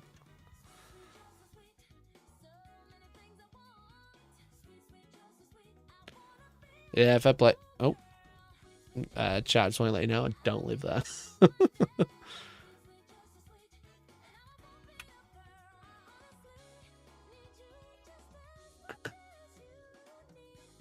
at my computer doxes me all the time. Anyway. So there's all the events that happened this week, which had were either of interest or had a bunch of players. So yeah, Sisters are definitely the one to watch. So if you are trying to get better in the meta, if you're trying to win events, you need to know what these armies do. And I don't. But Sisters are definitely, again, there's like a few units there that are like consistent across all of the lists, like Morvan Val and the Paragon Warsuits, Sacrosancts a lot of the time, Castigators a lot of the time, and then the Sanctifiers, the newer unit. Which is, again, I think they're just cheap. I don't I don't see why they're good. I think they're just cheap, but maybe I'm wrong. Maybe you can attach a unit to them that I don't know about, attach a character even, and then they just like become nuts. I'm not 100% sure. But hopefully you enjoyed my little breakdown, a little walkthrough of it. I thought it was good. I thought it was fun. Hopefully you guys did too.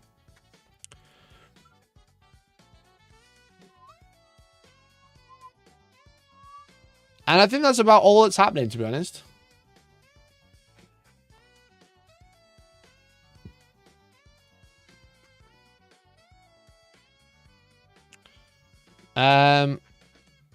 Kill Team have had an update. They've had a quarter. Why have Kill Team had a balance patch when they said they weren't going to put in out a balance patch until after the World Championships, which are next week? It's a slow week, yeah. It's definitely a slow week.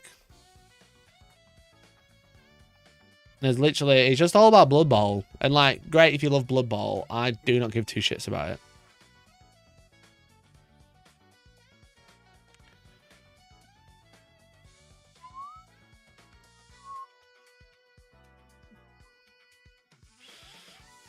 What's Reddit got to say? Nothing.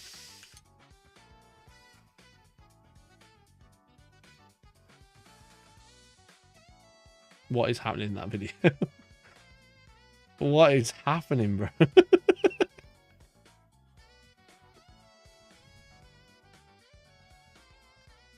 Kill Team update leaked, so they just put it up. Well, it didn't leak, it was given out, right?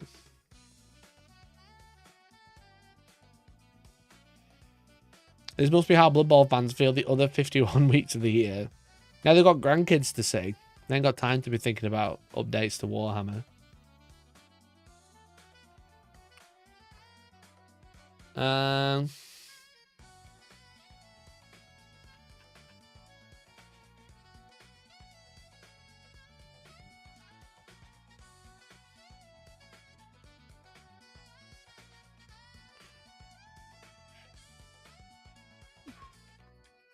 Literally nothing. It was a week ago that we got the updates to the faction packs.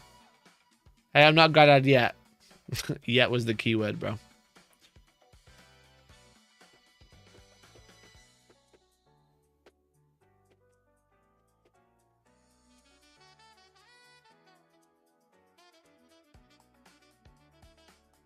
Oh.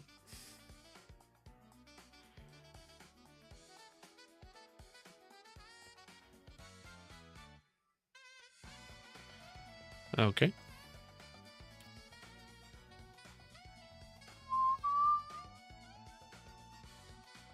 Gotchas and taintbacks. When how people would define a gotcha moment, how do you have to react to them? From my perspective, a full-blown gotcha is defined when your opponent uses a strat/ability against you that you were not made aware of during pre-game.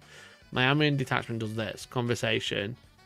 And could have been easily avoided. To add further to this, your opponent refuses to usually minor takeback. From my experience, I've personally never encountered this nor seen it, which I think is great as display a true positive social aspect of the game. The other way I view gotchas, I've personally experienced there was particular strat abilities used against me, but said ability was mentioned during the conversation prior, but not during the game when the ability may arise. In my opinion, and how I approach the games, for example, say to my opponent, hey, if you move within X of your unit, I can react to move, shoot back. Or remember I can use this strat to counter this ability and offer minor takebacks when these moments arise. If my opponent's not familiar with what my army does, I think it's fair. I don't expect them to take everything in. I say to them, remember every detail. Yeah, it's a weird one because I hate that this guy spelled conversation wrong every time. I spelled conversation wrong every time. Yeah, there's like some inherent gotchas in the game now that are like so like they're so widespread, but they're inbuilt gotchas. One of them being the Overwatch stratagem. Overwatch is just like inherently a gotcha, you know what I mean?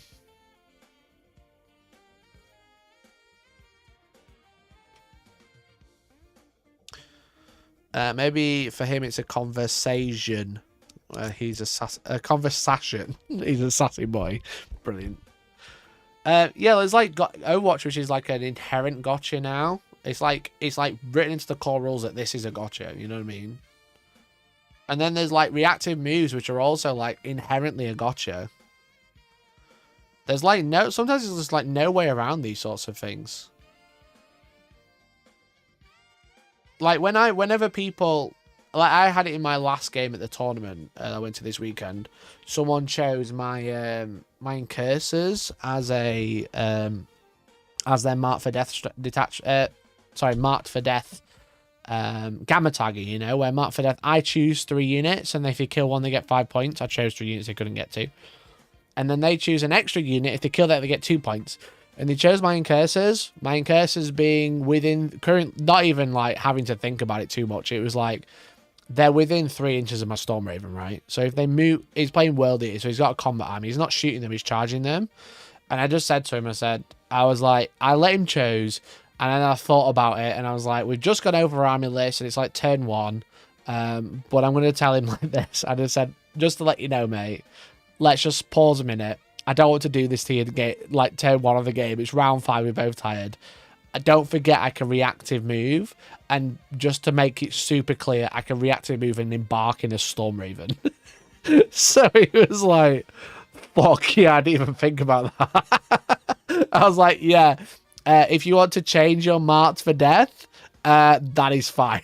But like reactive move is so common now, you know? Like reactive move is extremely common, but when does that stop being a gotcha and just being part of the rules, right? Like I don't mind reminding my opponent of that, because I think if I would just gone, yeah, choose like fucking mark for death or whatever. Does embarking not remove them from the unit from the game and score him TVP? Potentially. Yeah, I didn't think about that. But I can reactive move anyway. Yeah, because do they count as being on the battlefield in a transport?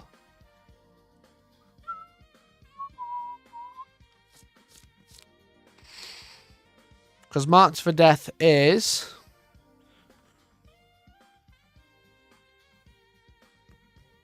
or removed from the battlefield for any other reason. Does embarking count as removing from the battlefield?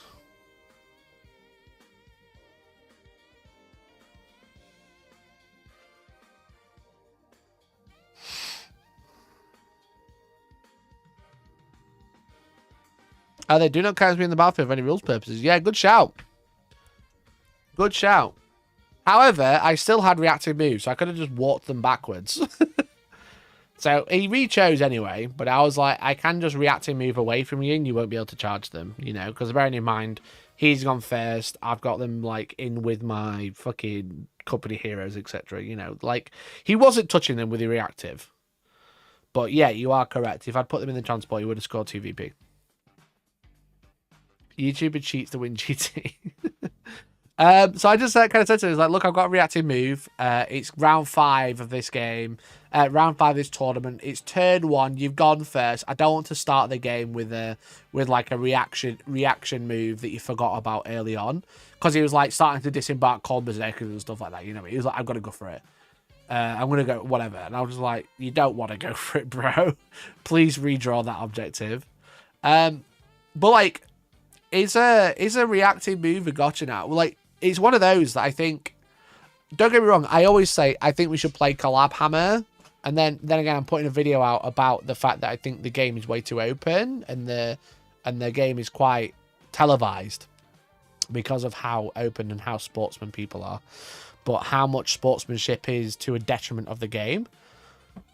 I play Collab Hammer personally at this moment. You know, it's like I always remind my opponent what I can do during their turn, so then they can do the same for me and we can play with a completely open book, and I don't mind. I'd rather play someone at their best knowing everything rather than catching them out on something simple and then butchering them for it, you know? But it's like there's a few stratagems in the game that are inherently gotchas. Overwatch, reactive move, and heroic intervention, you know? They are natural, inbuilt game winning sometimes, like mechanics that are mostly part of the core rules. I mean, reactive move isn't, arguably, but like it's so common. Like at what point does it still is it it's technically a gotcha because it's like, you do this, I do this. I counter what you do, you know?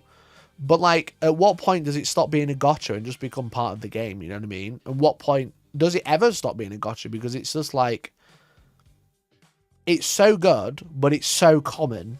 And you can, like, playing Warhammer, there should be three things. It's like, am I going to get overwatched? Are they going to move away from me? And are they going to countercharge, you know? Because, like, reactions have become so prevalent in every single Warhammer game, because Games Workshop are trying to move away from having your opponent be like, fucking, right, your turn, an hour and a half of this 3 hours is now, you just stood around rolling saves and picking up models. But they've added in reactions to stop that, like, drag, essentially. But then there's so many reactions which are... Well, you can catch you out. If you've been playing Warhammer a long time, they're completely different compared to anything else that we've had before in the past. Like, how... When's it stop being a gotcha and just be part of the game that where people just go, can you reactive move anything? You know? Can you Overwatch with it? Have you got better Overwatch?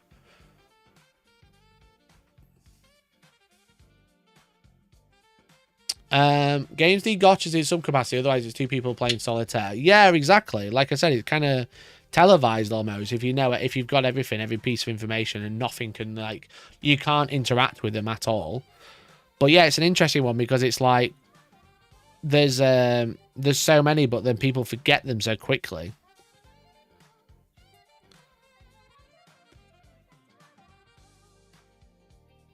I think if the game had way more universal special rules, making reactive move a standard, glancing into date sheet tells you everything you need to know.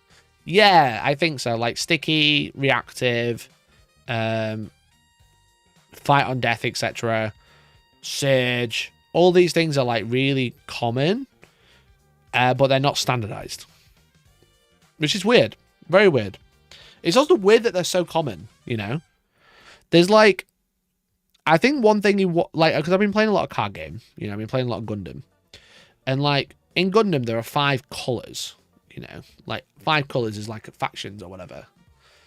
Now you can mix and match however you like, but the thing I was thinking about the other day, with Big C actually, was that like in Gundam, let's say, you have white units are famous for having blockers, right? They have a lot of blockers. And then in green, high maneuver, which is like an anti-blocker, is really, really common. But you don't get many green blockers, i.e. you don't get any. And there's only one white card which has high maneuver naturally. You know? It's weird because, like, because everybody has access to the same rules in Warhammer, like, everybody has fight on death. Everybody has +1 to hit if you're below starting strength, +1 to win if you're below half. Everybody has reaction if you move. Everybody has -1 to win if you've got a character attached. Everyone has fucking... There's no... The thing is with it is there's like in card games it feels like you have a lot of the carryover of rules, like similar rules, but certain colors and certain factions of the cards can't do it as easily. Like there's a famous blue card, Amuro Ray from Gundam, the guy.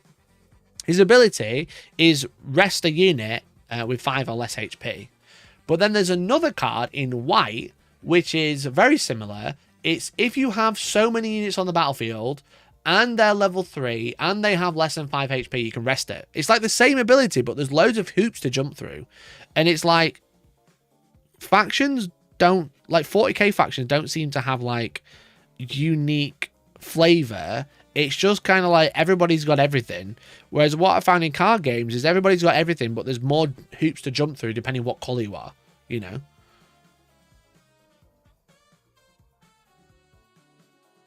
Unique faction identity is kind of bought because at a basic level, GW insists on things like 5-man, 10-man, 3-man, 6-man elites, etc. I don't think that's the big problem. I think it's just like rules design. It's like everybody seems to have very, very similar rules, or that one-for-one rules with a different name like it used to be. But there's no like really unique... Like everybody has sticky objectives. Why? You know what I mean? The unique flavor is more of the detachments, but even then, a lot of the detachments are very similar. You know, you have unique stratagems sometimes, but like a lot of detachments, like they're not exactly like completely unique. It's like a lot of the rules, a lot of the stratagems, a lot of the abilities that you have are just like the same, just on a different unit. Which I think what people say they're lacking flavor, I don't think it comes down to war gear. I think it comes down to like armies feeling like they all have the same rules, you know? It's just something I noticed. Like I've been playing other games and just noticing things and coming back. And not like, it's not like I don't like Warhammer anymore. It's just I'm noticing things, you know? Having the blinkers taken off, I'm starting to notice different things. And yeah, that was one thing I noticed, that like there's not much uniqueness barring the physical model. You know? It's trying to make everything interact with everything. A lot of the flavorful rules have just been jettisoned for balance. Yeah, I think so. It's just weird, isn't it? It's like, I don't think my experience with Gundam with that regard of like certain rules, like for example, blue being the only colour that has sticky and everyone else has like, you can have sticky if it's a Tuesday and you've like washed the car this morning. Get him, he hates 40k. I do hate 40k. Professional 40k player hates 40k. So yeah, it's just something that I spotted. Something that it was like a little bit of like a glass shatter moment, you know what I mean? Where I was like, huh, why doesn't this card have the same ability as this card? Oh wait, it's unique between colours. Wait, why doesn't 40k do that? You know? So, yeah, definitely interesting.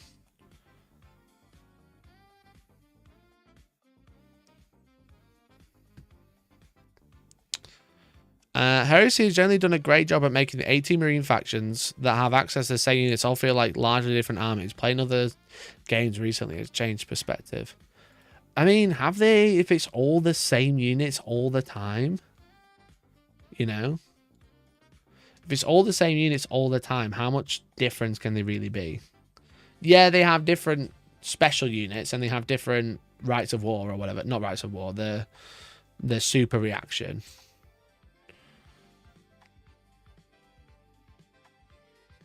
Ends up with haves and haves not. Some factions don't get fight first, some don't get fallback, shoot and charge. Yeah, and then it feels like bad, you know? Then it feels bad because you're kind of like lacking. You're like without those. Which is kind of annoying, you know? It's like, why don't I get this and everyone else does?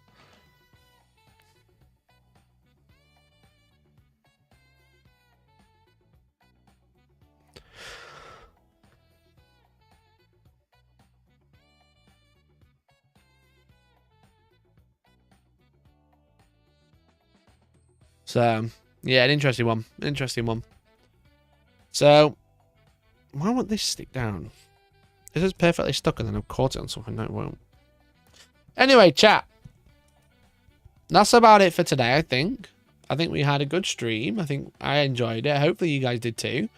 Just looking at like the list and what's good, what's not, what does well, what doesn't do well. And we didn't do any of that. We just looked at the top list.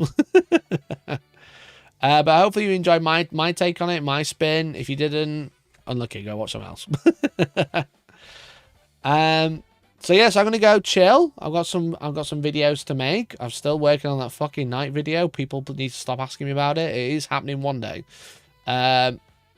Hopefully, before I go away. That's the plan. That's the plan. So I'm gonna go do that. To be honest, simplifying the game pulls some of the flavor out of armies, and there's only so much you can have different when you keep stripping systems out and insist on a D6. I don't think the access to a D6 is the problem, or like only having access to a D6. It's just like some certain rules, you know what I mean? It's like some certain rules are just like in every army, and they are word for word identical. Whereas it could be interesting if there's like some armies that it's slightly easier than the others, you know what I mean? But I guess that's just what they've done. Rather than making it easy, they're just giving it to more units. So, Anyway, I'm going to go. So thanks so much for watching.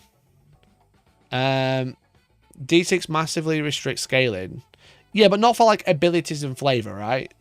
I think D6 can restrict like strength, toughness, etc.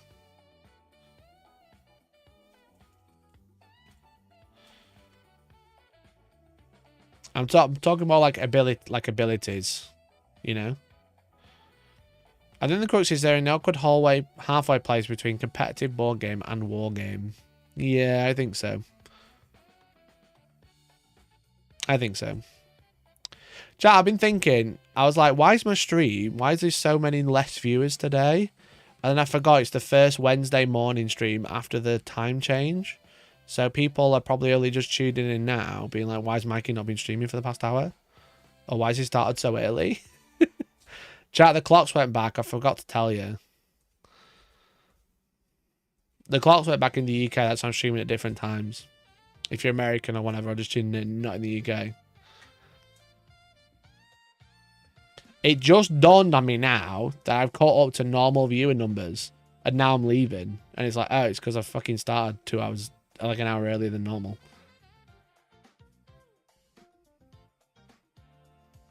I didn't even think about that. Same on Monday. I was like, oh my god, I'm down on viewers. I'm going to literally age over. Yeah, the clocks went back. I didn't even think about it. It's all automatic now as well.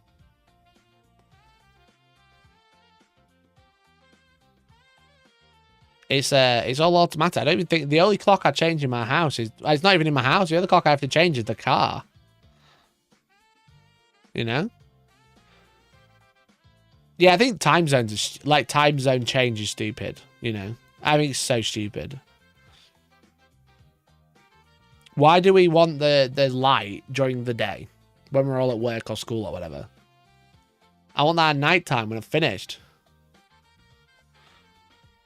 We did daylight saving times 2 weeks ago. we did catch up this Sunday.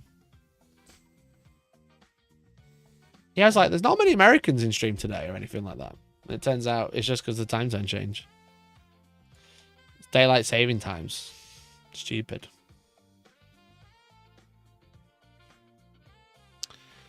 Anyway, I'm going to go. Thanks so much for watching. And hopefully I'll catch you Friday. I forgot to organise a game this week, so I'm probably just going to chill and play some games on stream. So thanks for watching, and hopefully I'll catch you then. See you later, guys. Bye.